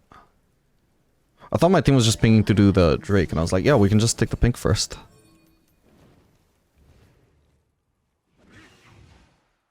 Okay, there's not gonna be much to do there, sadly. I really need to base soon, too. I can do that when this wave is gone. We can just rush it. Wait, so my team did want to do the Drake. Clearing pink wards is not ADHD.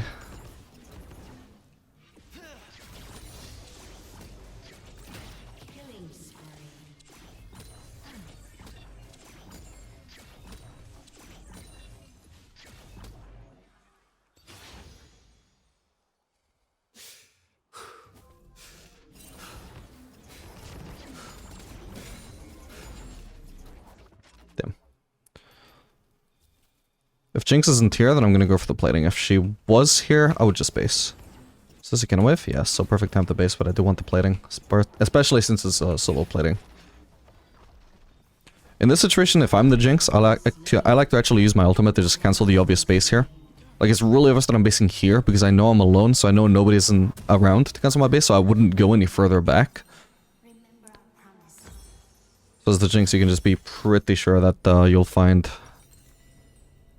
Aphelios' recall there. And that would just waste a shitload of my time. I wouldn't get the base that I wanted. And then Jinx would arrive in lane with actually more components than I had before both of our recalls. Should I want to alter here? Ooh. Got the cannon. Oh, there's no point now. If I was to purple alter and catch her out, we wouldn't have the threshold for follow-up, so... It's hardly... good now. Maybe we just rotate here, though?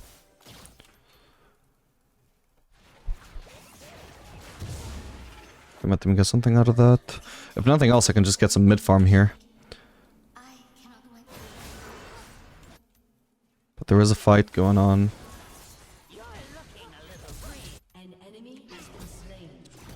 Okay, I'll just end up farming mid.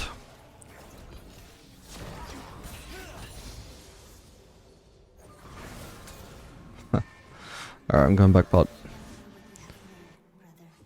If nothing else, us being mid... Ooh, this is good. Us being mid may have actually made Zinzal too scared to join the fight. Because it was 3v2 that I saw. Nice one. Wait, we have a Syndra top. What the hell?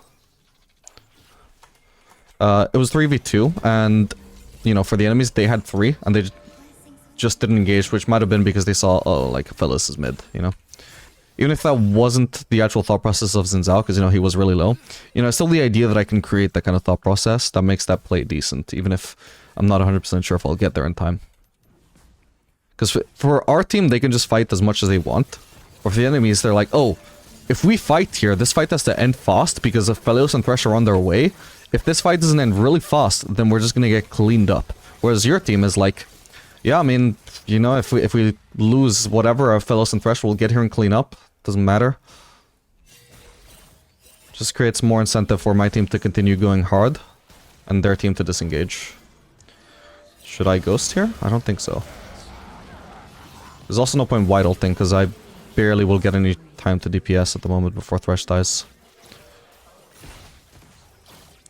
Are they actually gonna flank me? I should have been wary about that. I might be able to 1v1 Zinzal if he did actually come from me. Come for me from there, though. He's in this brush. Oh, and a Janna. Alright. Oh, fuck, wait. Okay, I need to all-in Jinx here. Ah, she also has Ghost. This fucking sucks. Okay, she's dead. Right? No way. That fucking sucks. If she has ult, I might die here. Fuck, I'm so sad, man. Wait, how did this get cleared? How did my turret die? Ah, but come on, I miscalculated that by like so little HP, bro. 16. Alright, how did my turret die? Not that I was gonna kill him or anything, but... Yeah, the Jinx Q hitting me is what really cemented my death there. Ghost run out. Let's see, I placed my turret. Huh? That was W? Did it get one-shot by his W? Yeah, what the hell? His W one-shot the turret that was behind him. Because apparently it hits twice. And even though the turret was behind him, it hit? Weird. Wait, did I get buffed from that? No. Sad.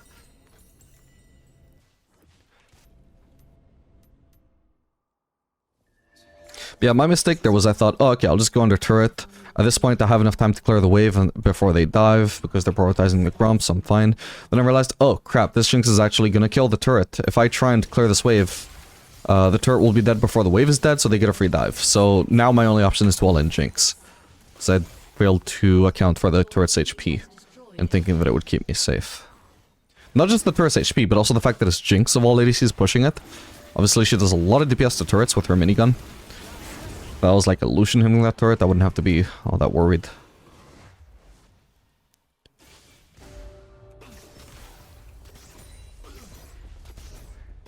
Really? 8 HP.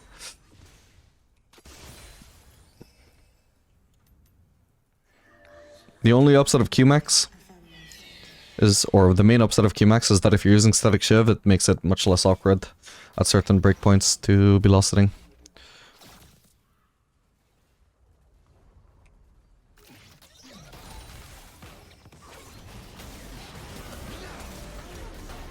Nah, I kind of fucked that up, my bad.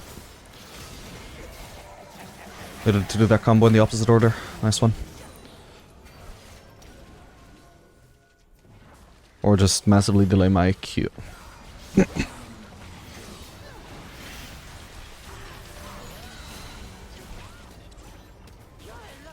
Just got greedy to land it all while she was still rooted or stunned. Oh, that's not good. Only a small shot down though. Ooh. Nice one.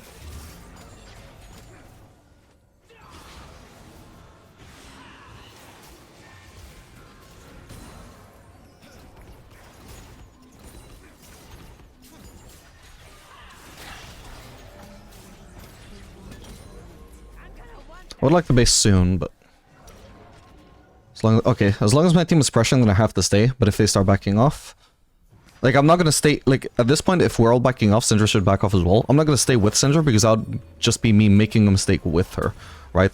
If the entire team isn't there, then we all need to leave. Anybody who's staying at that point is making the mistake. Or maybe you could argue, you know, maybe it's incorrect for our team to keep pressuring there. Although I don't think we would get that turret. But you could make the argument that okay, sometimes it's the fault of whoever's leaving. But it's like, okay, well, maybe it's a mistake for him to leave, but he is leaving, and you can't all pressure, like, without proper numbers. So you do all need to leave at that point.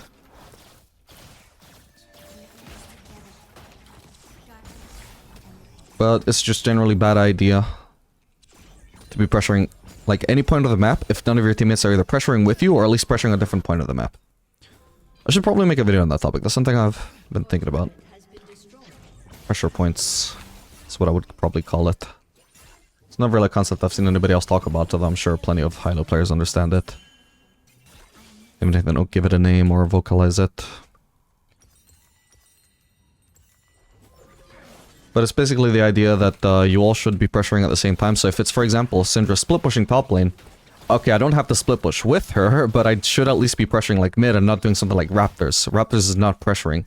But if I'm pushing mid, then that means that if the enemies go respond to the Syndra split push, then I just get a free turret out of that. And not just a fucking free Raptor camp, you know?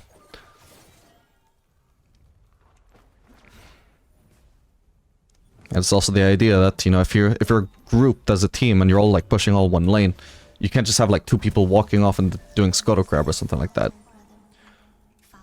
Pushing a different lane, okay, sure, because that means if your team gets collapsed on, they get a turret of their own. But, you know, they need to be pressuring.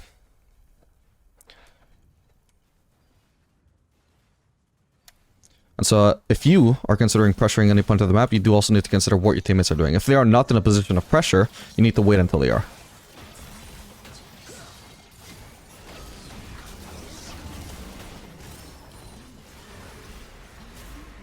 Oh boy. Wait, this Xin Zhao has lost a lot of HP super necessarily.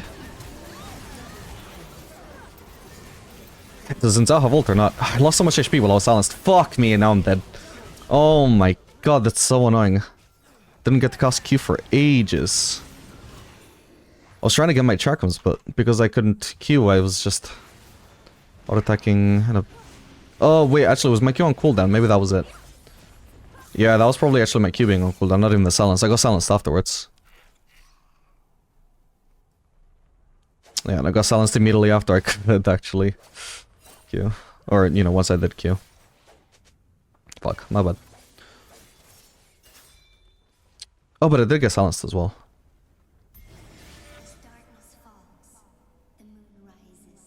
Yeah, but it didn't stop me queuing though. My Q was just barely on cooldown when I did get silenced the first time. Yes, Mother her Q actually has a pretty low cooldown, I forgot about that. I haven't played that character basically since his rework. Played him once or twice since then.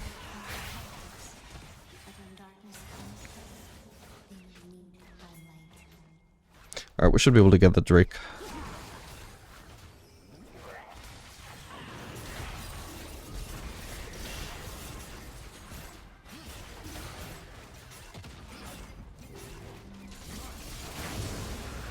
Nice one. Okay, nice. I appreciate... I don't know if she needed TP top, but I do appreciate her going top instead of farming this wave and then going top and also farming that. Because that would leave me with no farm.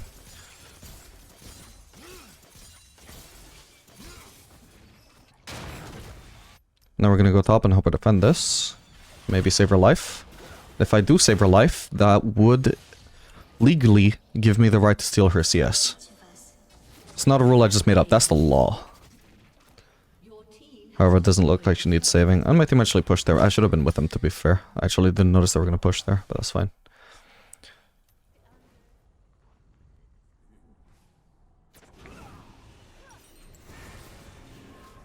I don't know why I defaulted to dagger here, maybe it was the only thing I could afford. I suppose it would be fine to... Oh, fuck. I should have actually flashed before I got hit by that slow, because that could have actually killed me. Like, Xin Zhao could have just kept walking the straight line towards me. I think I just got lucky that he didn't keep chasing. I did have teammates to support me, so maybe it could have worked out, but... Like, if I'm gonna have to flash either way, obviously I need to flash before the Janna W. I'll never look away. But yeah, I might just be able to build a Zeal item here.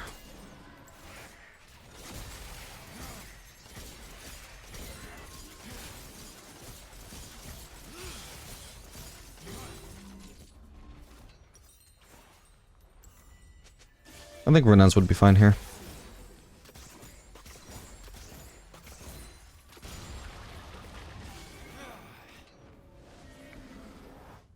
Okay, we got bot lane. Pressuring bot lane, but I can't pressure mid lane by myself, so my only option here is to go with them or just do something useless like farming wolves. Oh my lord. Remember our promise. Is he gonna keep chasing? Oh. He is, he's not alone, so... Now Janna sees me. I might die from this, we'll see. Oh, nice. I'm gonna farm mid. I don't know if the fight is actually gonna break out there or not.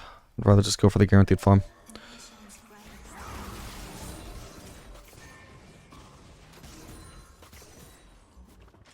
I'm on the way. Ideally I should have potted a different way because I don't know if there's anybody here or not. Nice.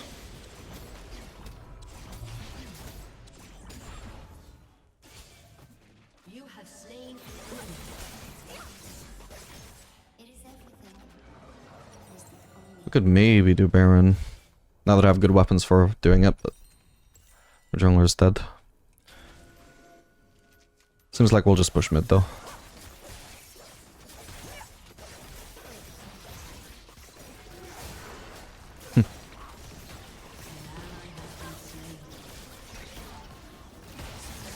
Ooh. Got her.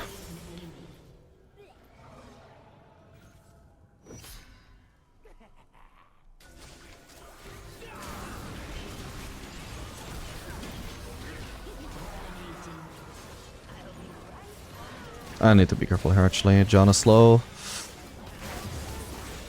Fuck, I should have ghosted actually. Forgot that was up. Now get away from Xin Zhao Z range. Probably just gonna have to leave here. I'm not at an angle where I can defend here, but I can maybe kill Xin Zhao here though. Nice, I can maybe even just... Nah, I can't, I'm about to swap weapons. Need to get out. I'm gonna heal off the raptors. Now I'm back to full HP pretty much. Ooh, that's a drop from Janna. Oh no. That is rough. Okay, Smolder's probably gonna farm here. He probably doesn't realize I'm back to full HP. Probably. Oh. Fine, Sentry can have the farm. She did let me have the mid lane wave before. You scratch my back, I will let you have some CS.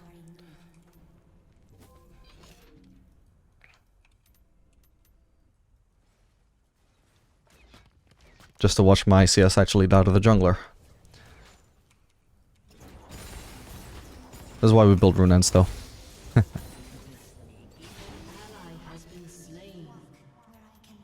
They're... Okay, so... Drake is spawning. They do have two top though. Oh, there's only this. This is potentially really good of me to just be getting camps while my team is doing Drake, but I'm just kind of assuming the enemy team are giving that up. which is maybe a bold assumption. I'm gonna start heading over now. Ideally though, my team shouldn't... Ooh. I was gonna say, my team shouldn't actually start a fight or start the Drake until we've secured that mid lane wave, because now if Jinx wants to, she can get a free turret here. Oh no.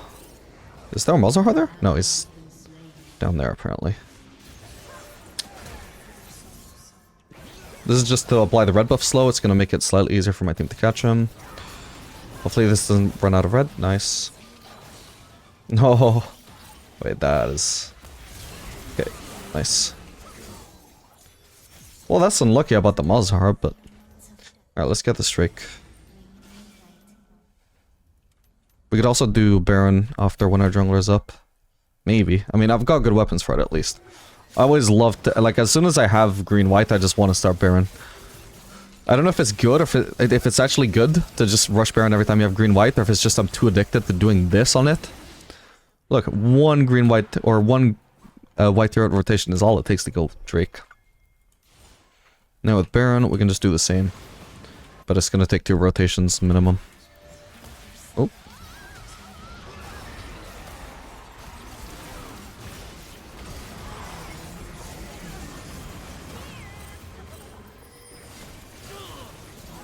I meant to use green there. No, I didn't mean to get into range of him, my bad. Was I already on green? Or did I fuck up one of my swaps?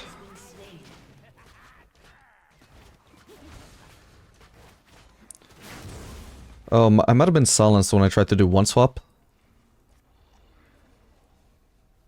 Oh, yeah, see, when I was auto-attacking Malzahar here, I was supposed to be on green. I got silenced when I tried to swap, so this entire time, I assumed that I'm on green.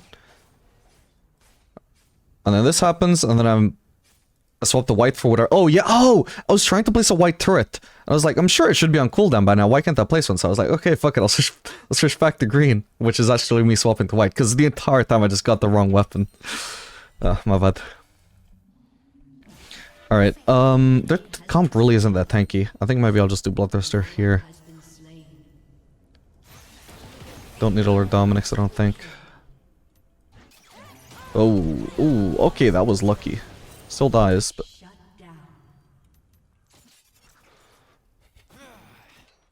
Okay, we got more camps on bot side, and we also have a huge wave there, so I'm just gonna do these camps while I'm headed towards bot side.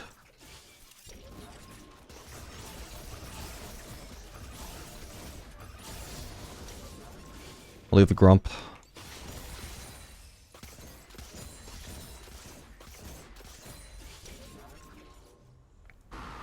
That's not good. Are you in Baron area? Another team can do Baron right now. Oh, my bad. Ah, I missed the cannon of all things when I really... Well, it wouldn't have got me the Bloodthirster, but... This is definitely a risk shoving in another wave here, even just being in this area, if I choose not to shove another wave, but... If they actually start on Baron, they might, just because they killed Syndra. Thing is, if they do, the best thing I can do now... Oh, they're actually on Baron, but Jinx is here for some reason.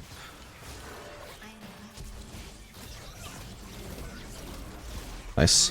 So the best thing I can do is just split push. Especially now, just go Jinx. That was unexpected, but very good. They only have 4 people on Baron, and they have nobody available to defend, I assume. See, even if they did start Baron there, I did not think there was even a possibility that they would, but even if they do, they're just starting it so late, considering that I've already started pushing a wave all the way over there. Like, if they're... should I push the turret? Oh yeah, I can. Their team can't even defend, they're too low.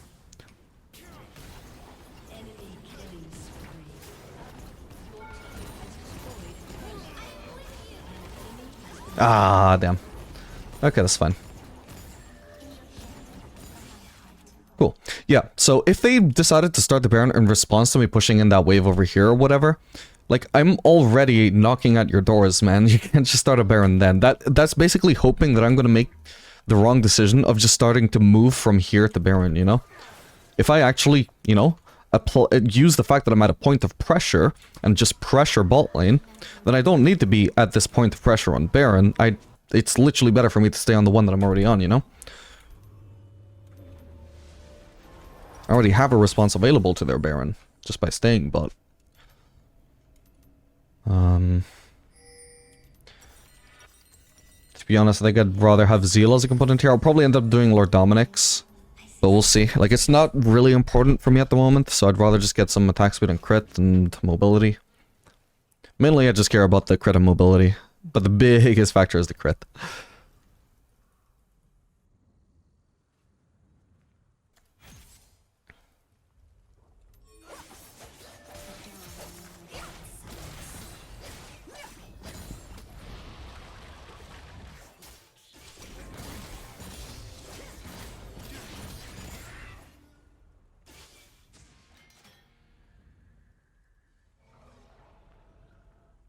We should probably be getting ready to do Baron, actually, not being ball in for whatever reason.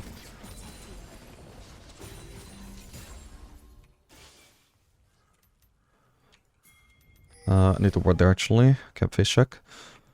I don't have green-white at the moment, but if I spam red Q, I can be there. I can have that weapon combination very fast. Either way, we can do Baron, though. Oh, I guess we can get Drake first. But I'm just gonna be spamming red Q whenever I can. Because I've already basically run out of... blue whenever I want to. I do 3 autos, then boom, I use red Q, now I'm out. I'm gonna use red Q again. And now we're gonna go to the Baron, and... Okay, I can just auto-attack this wave. We auto-attack the wave, and as we're approaching the Baron, I'm gonna use red Q just to get to it a little bit faster, and that gets us rid of red Q, and boom. We already have green-white for the Baron. Okay, I probably should have tanked that, but that's fine. We'll place the next one a little bit further back. We're gonna walk in front of the Baron. Boom. We just duoed it in like 5 seconds. Well, not 5. 10, maybe.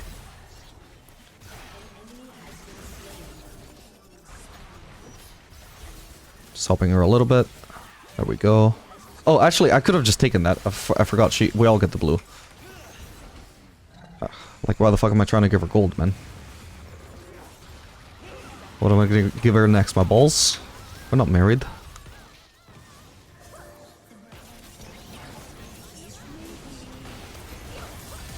What?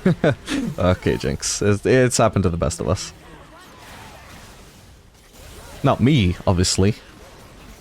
But some other people, I assume that's probably happened to them before.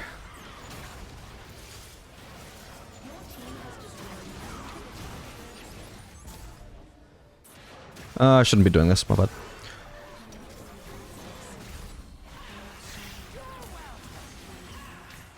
Does the Smolder have fire cannon? He does, okay, that's why he outreached me so hard then. Shouldn't have done it though, even if he didn't. Nice. Back to full HP.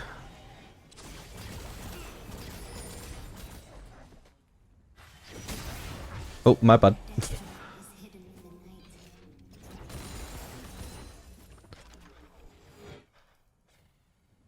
Okay, if my team wants to base, I can just base with them. To be honest, fuck it. I really don't think I need Lord Dominic's. I can maybe consider selling this? No? Okay. That's fine. Then we'll just continue with the build that we have. I really don't think I need to care about armor pen in this game. Like, for whatever reason, Janna has a lot of armor. I don't care. I don't even need to focus her. If I do focus her, she will die all the same. Just gonna quickly pick up a red buff, though.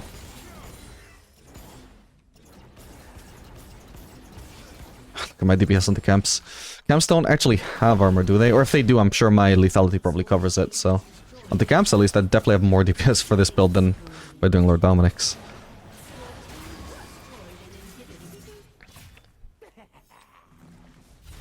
My team just quietly ending without me.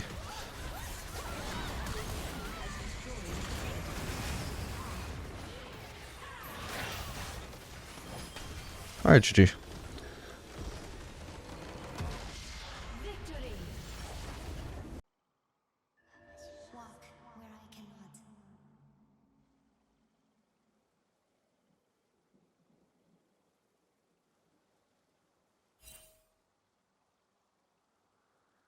Walk where I cannot.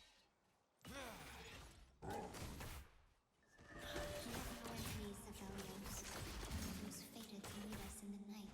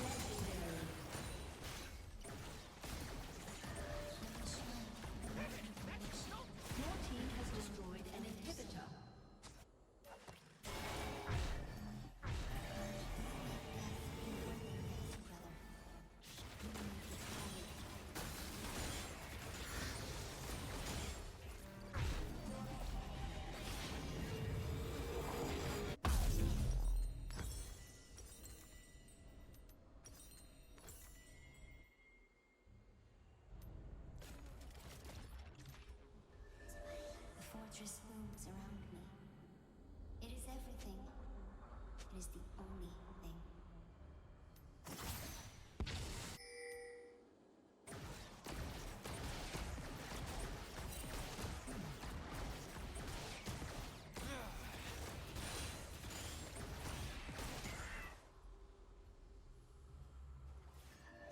Even when the moon is new, it is there.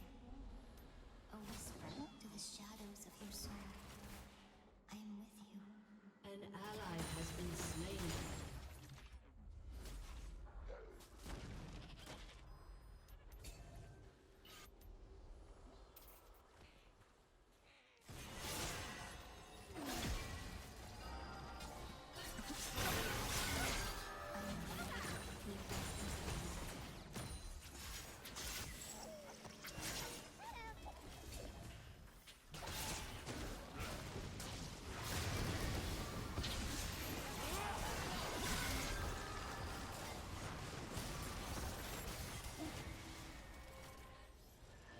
As light reveals our path, so guide us.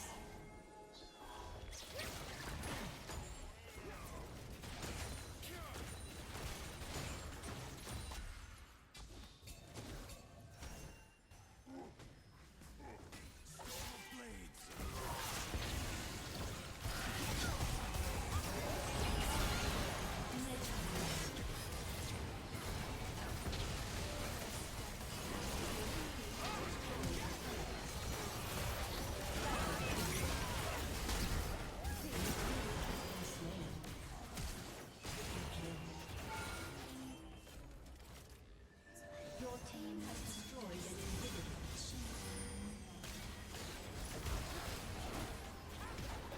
Your team has destroyed a turret. Your team has destroyed a turret.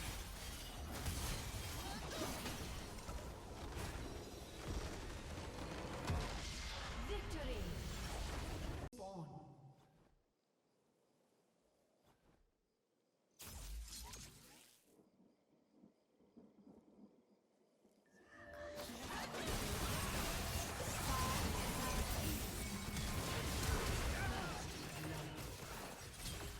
We cannot let fear trap us in twilight.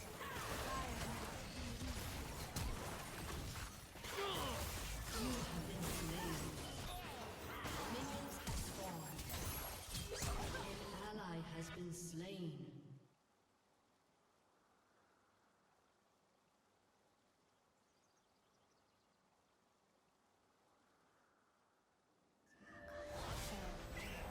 You've made every movement 1,000 times. Until you bleed.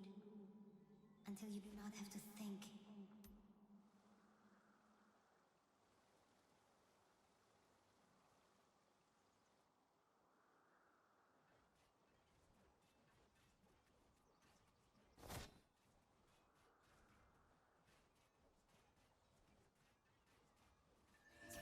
Darkness is not heresy. It lies within us all.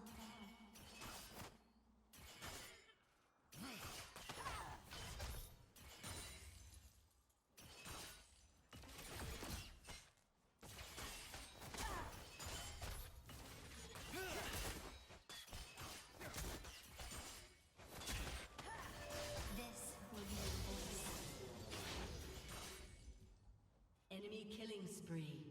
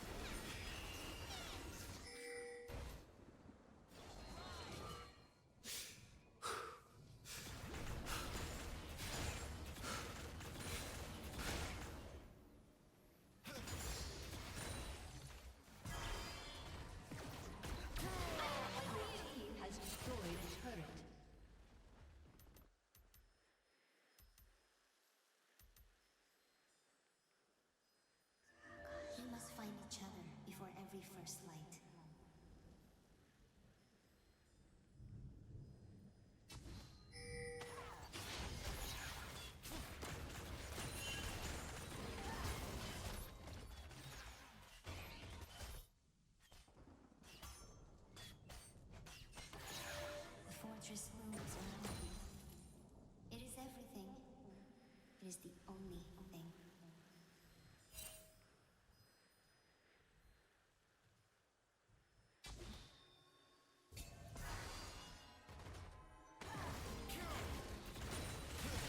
An enemy has been slain. Not through violence, born of shadow, born of light.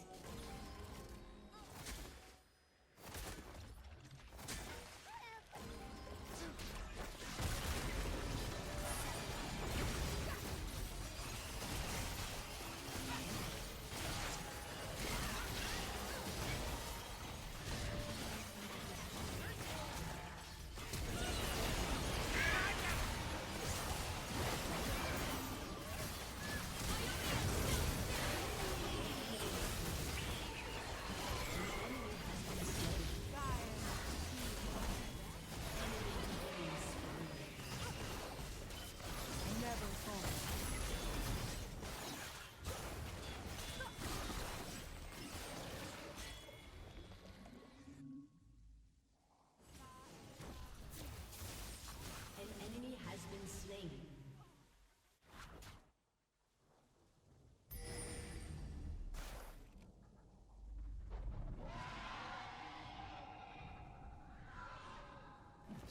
Faith, brother.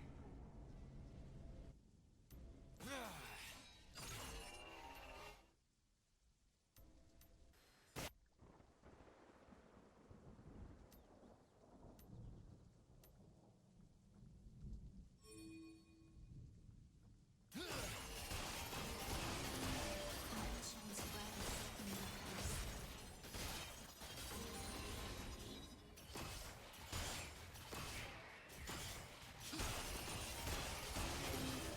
Fire reveals.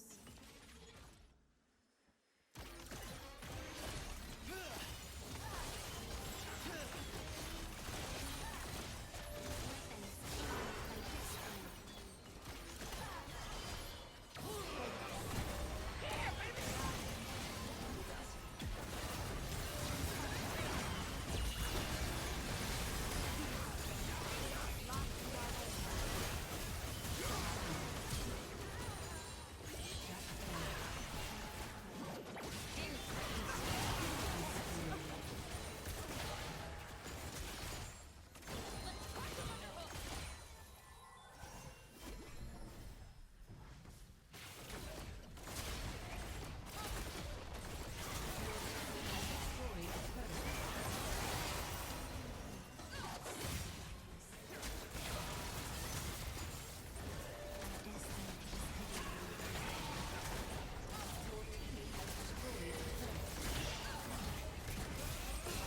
Your team has destroyed an turret. Engaged.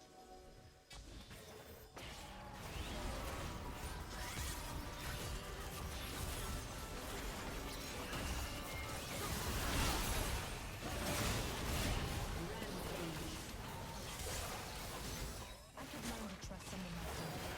Shut down.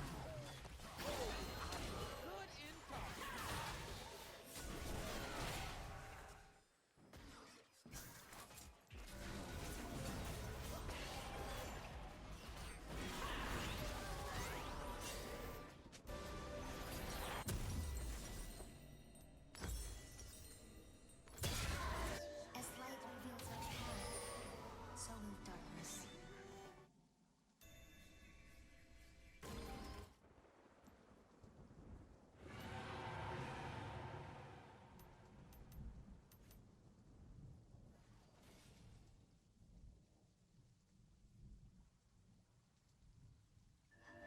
You walk the path of darkness, but you do not walk it alone, brother.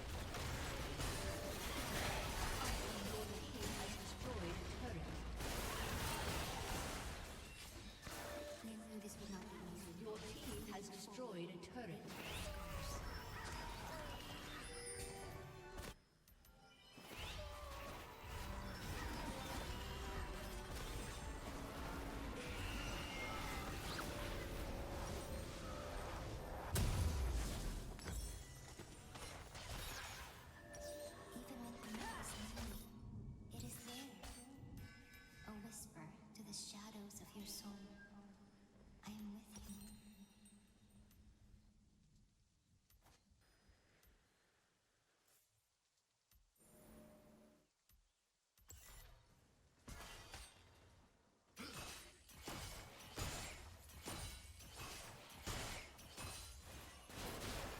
We do this together. Darkness and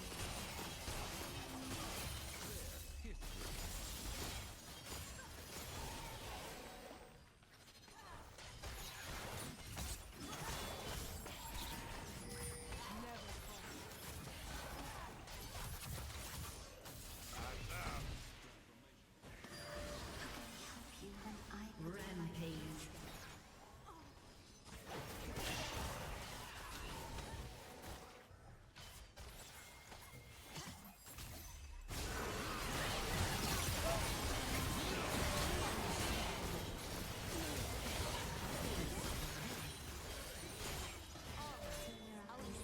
I see such wonders. An enemy has been slain.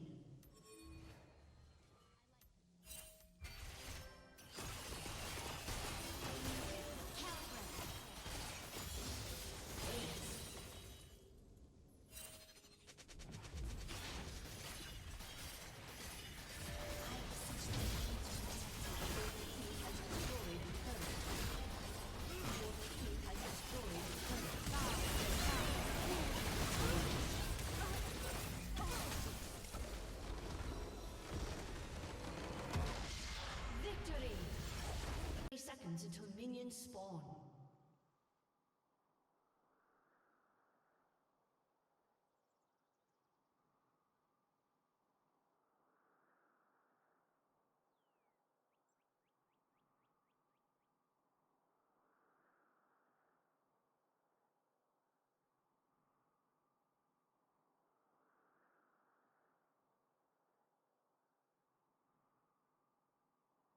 Minions have spawned.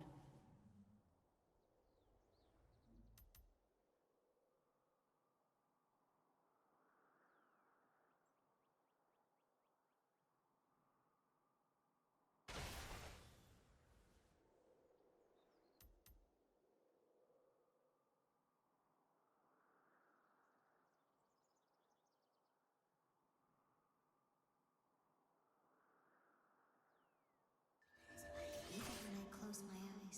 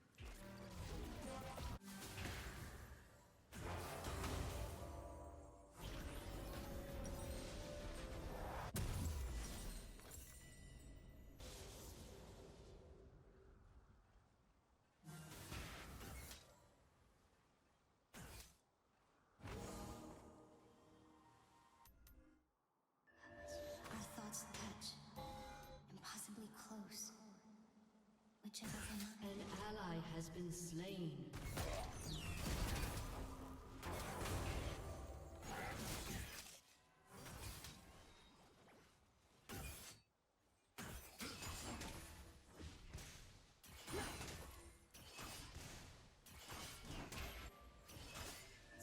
Weapons aimed by destiny.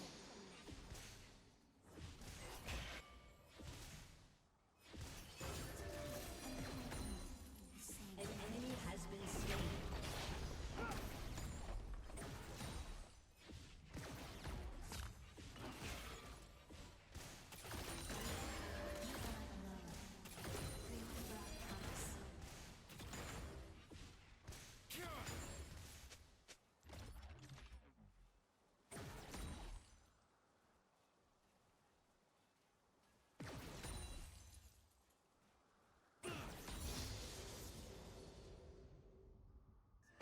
Unlock through Varus, born of shadow, born of light.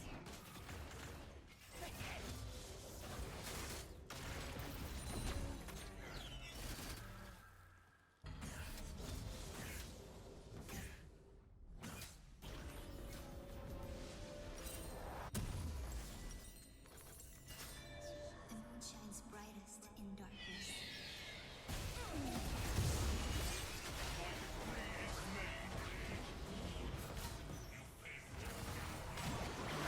Has been slain.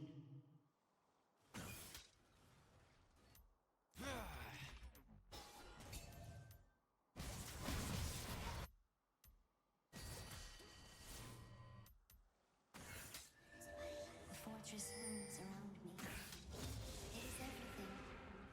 It is the only thing.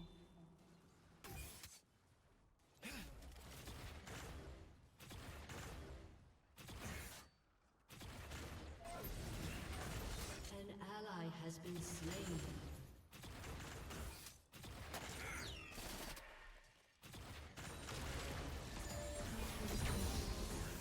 The way forward, written in scars.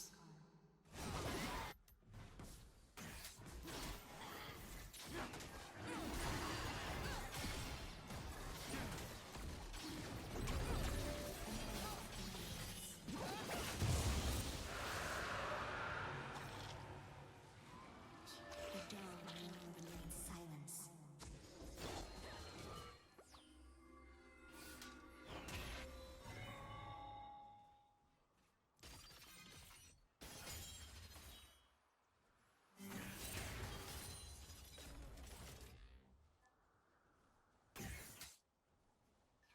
We cannot let fear trap us in twilight.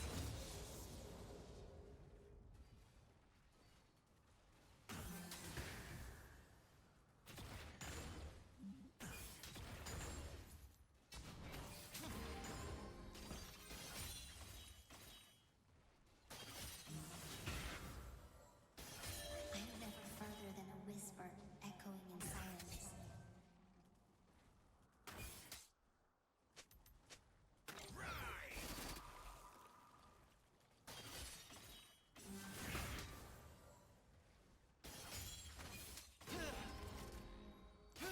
Enemy killing spree. For every phase, a weapon.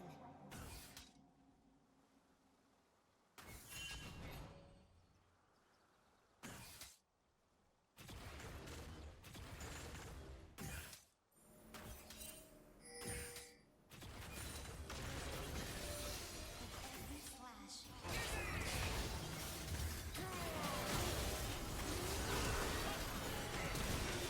My soul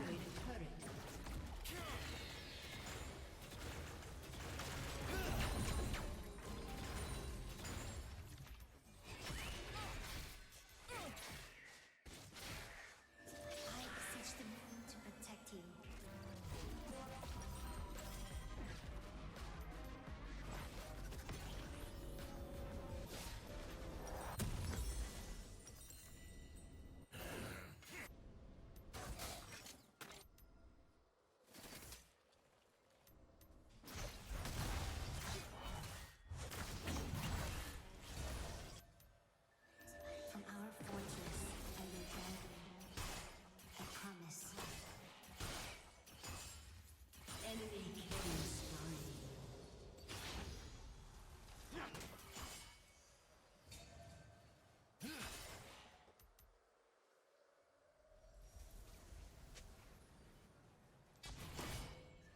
We must find each other before every first light.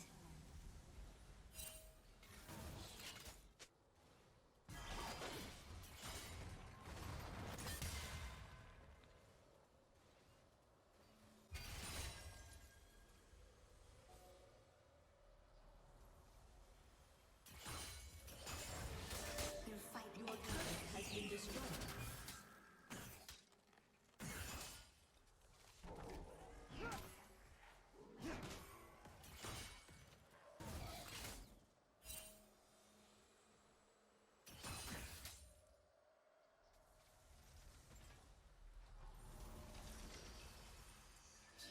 I am your sister.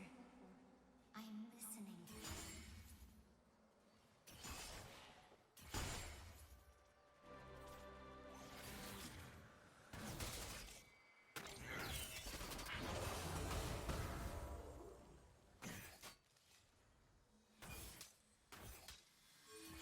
When your steps falter, follow my voice.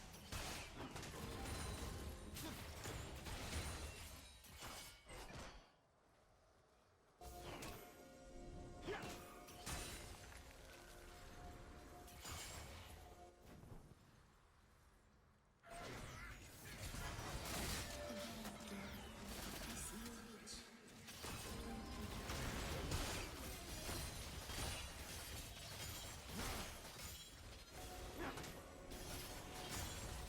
Your team has destroyed a turret.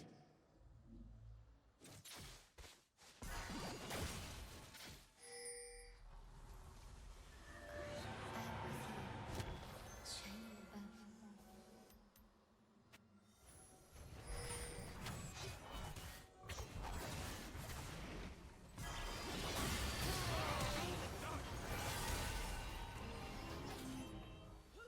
An ally has been slain. Destiny is hidden in Your team has destroyed a turret.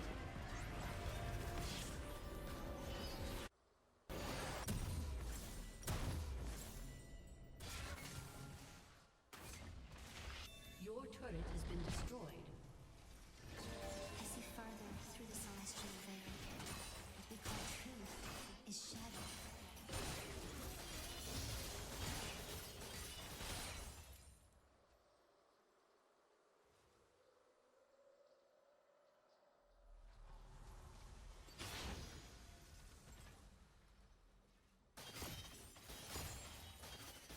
Through your eyes, I see such wonders.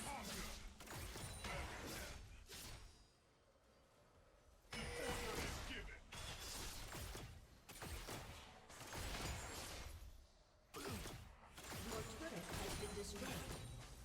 Enemy rampage. What we want, what we need, what we must do. I am not ignorant.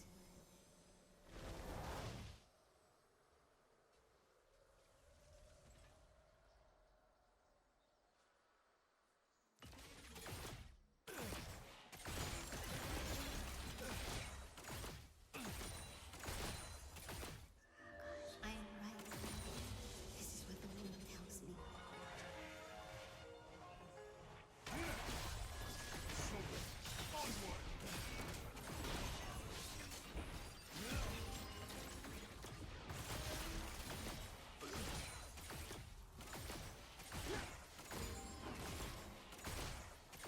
I think further than a whisper echoing sands.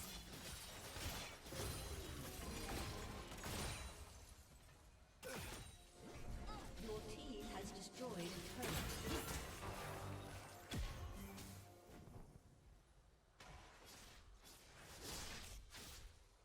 Your team has destroyed a turret. I walk the path of darkness, but we do not walk the moon way.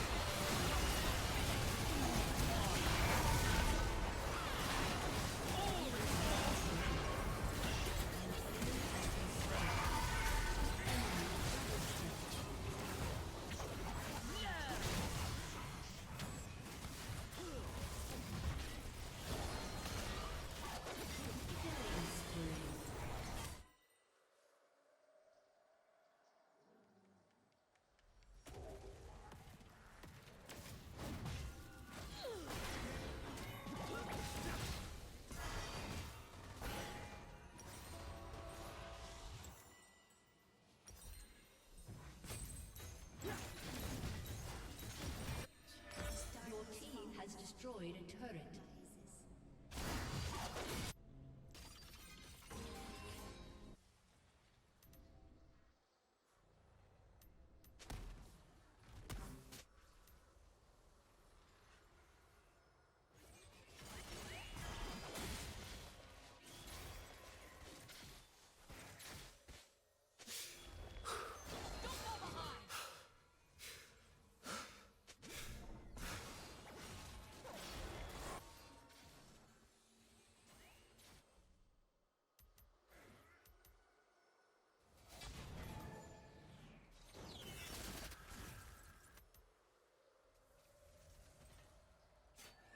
Each of us, an offering.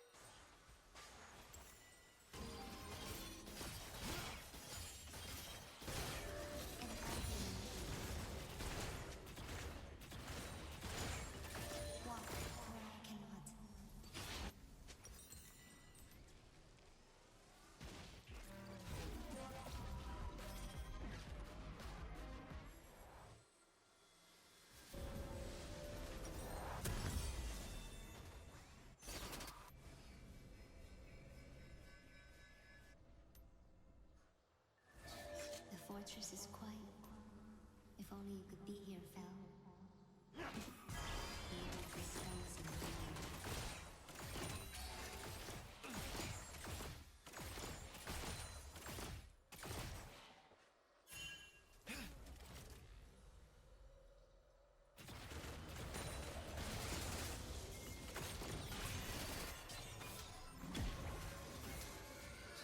I'm your sister. I need to see you.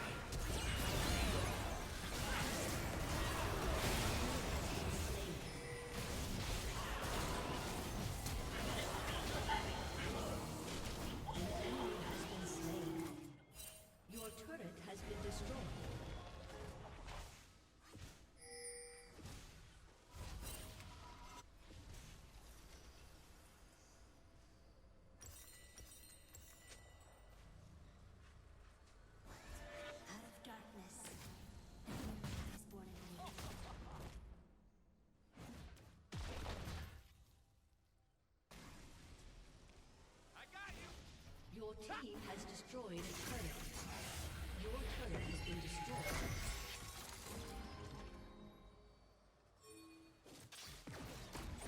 Beneath the mask of silence, only the truth is forward.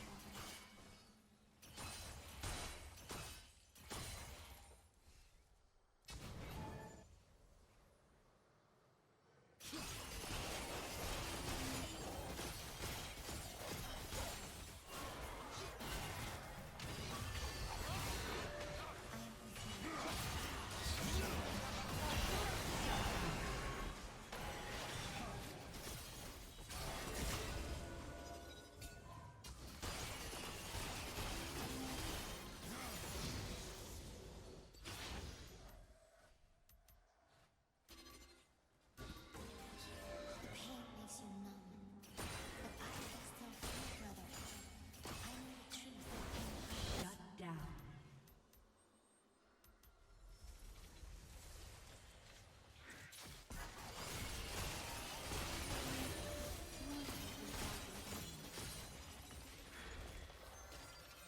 Your team has destroyed a turret.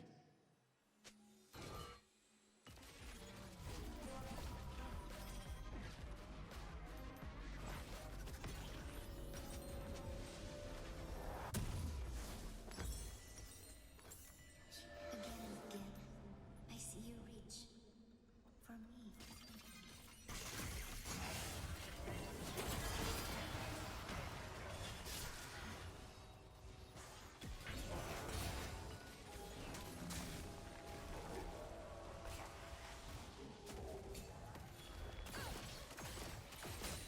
The dawn will know the night's silence.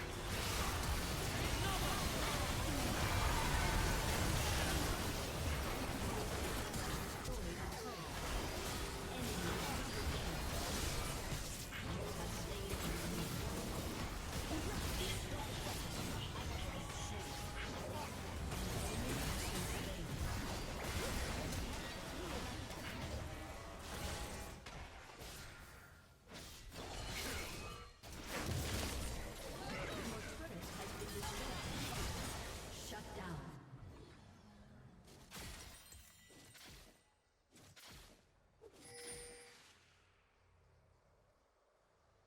Rampage.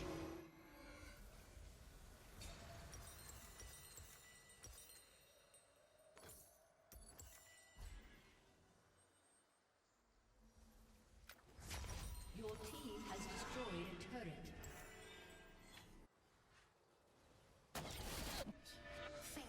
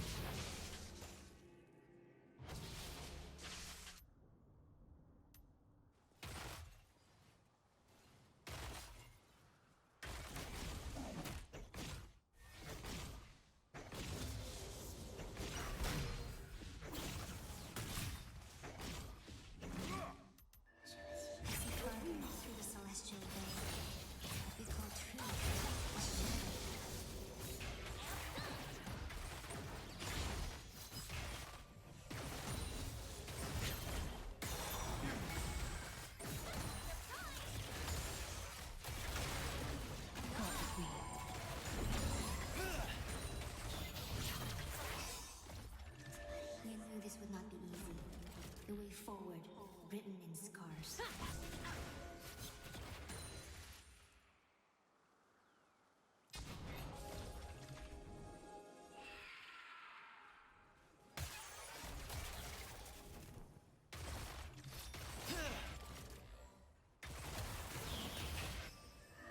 I am right.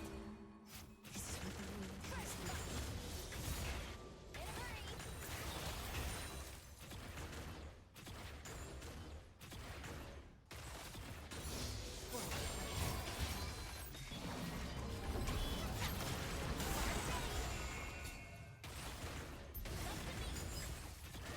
Walk through violence, or of shadow, or of flame.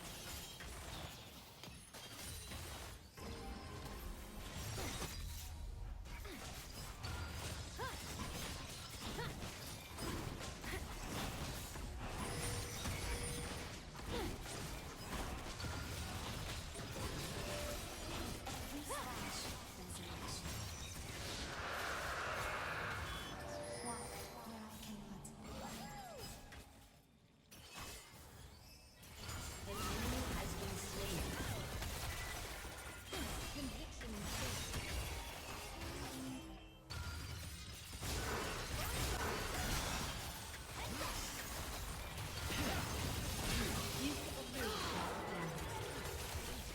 You have slain an enemy.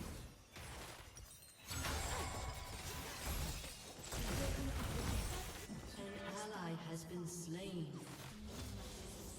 Too slow. Fully charged.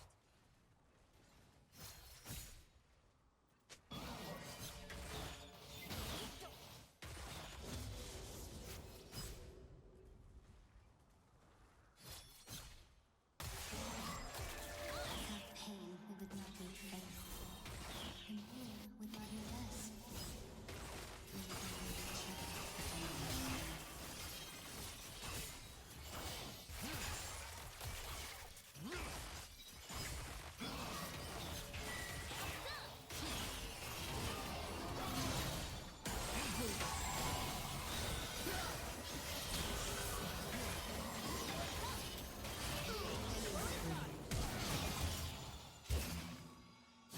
An ally has been slain.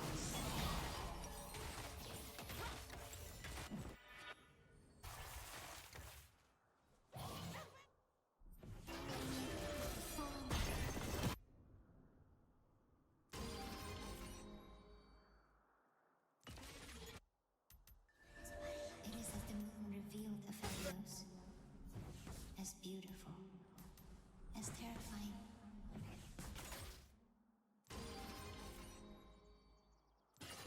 Cosmic cruelty.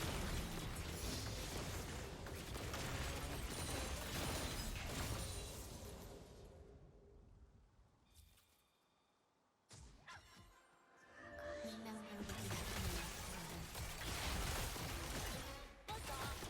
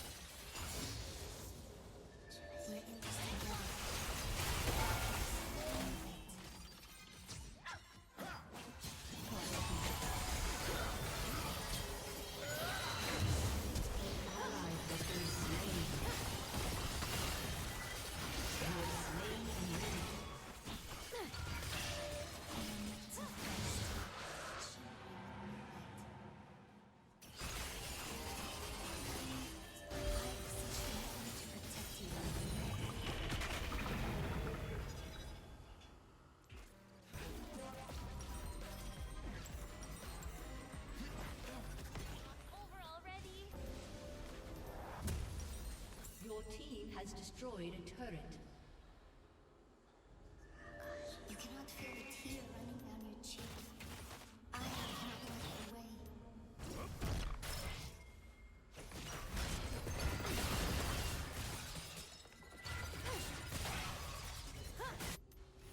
An enemy has been slain. Running on empty. Nuh-uh.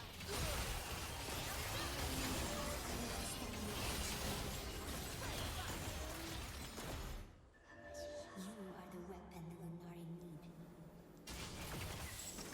In a hurry.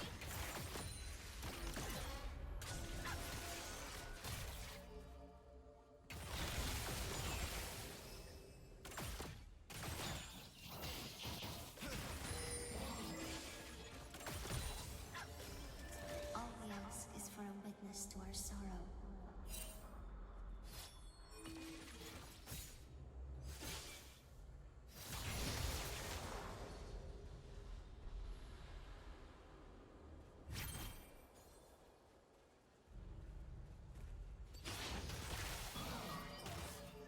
In your hands, I'm the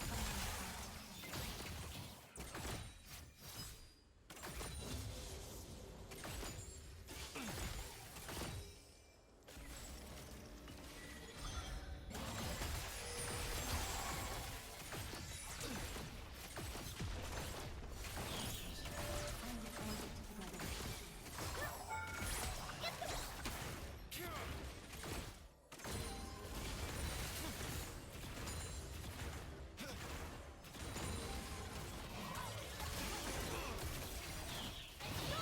Team has destroyed a turret.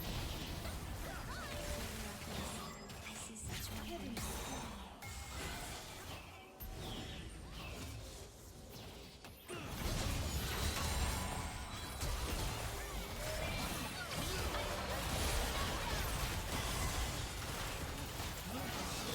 Enemy. Killing spree.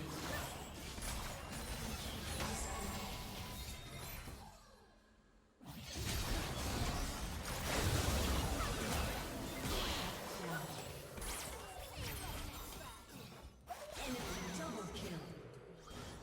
Enemy triple kill. An enemy has been slain.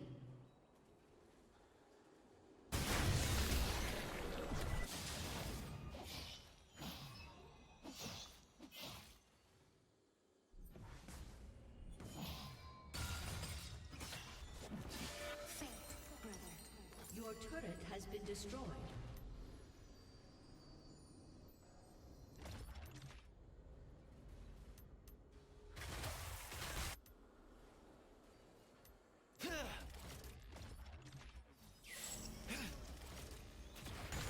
Our destiny is hidden in the night.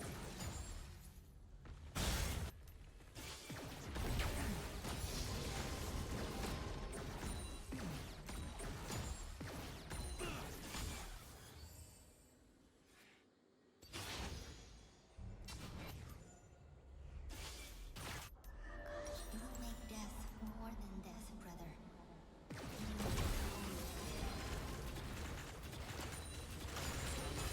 The health move, perfectly balanced.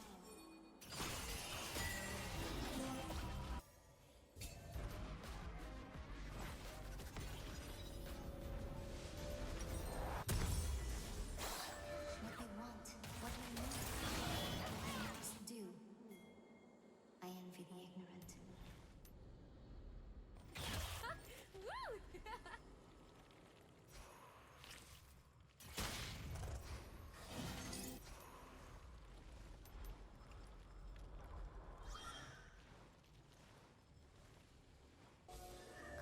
How can I help you when I put your life at risk?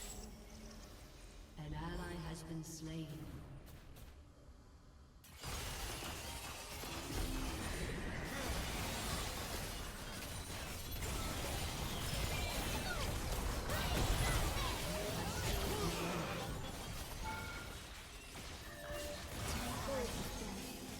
You do have to, brother.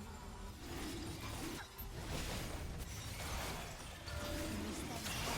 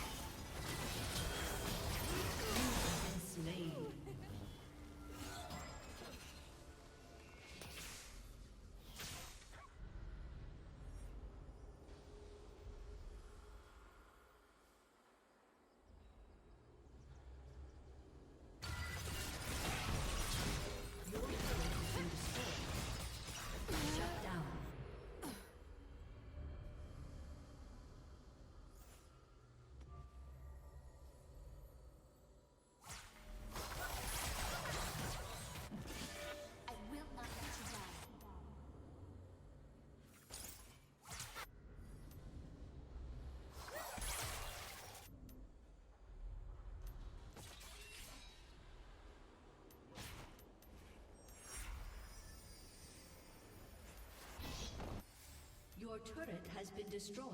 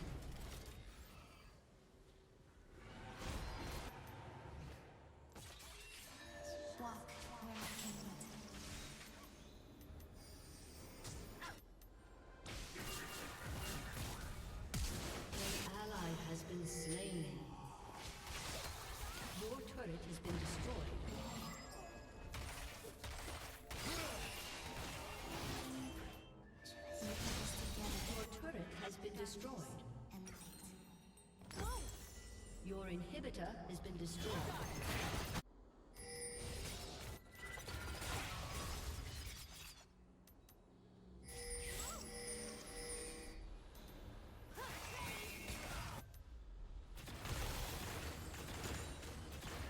In our fortress, I will guide you. I promise.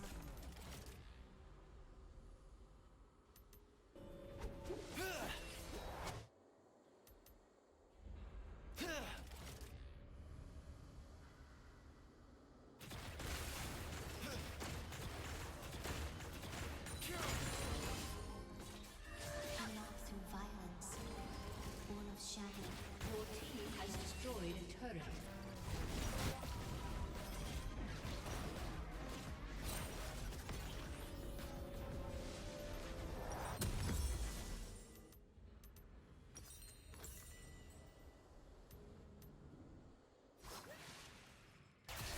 Solari call us heretics. But when darkness comes, brother, they will need our light.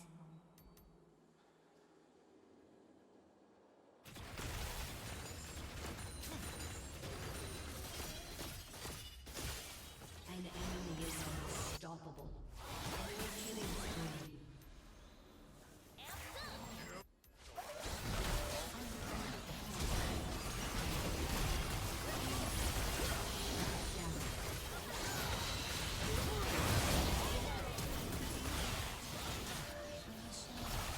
We can worship. We can well. An enemy is unstoppable. Your turret has been destroyed. Thousand times until we bring Your inhibitor has been destroyed.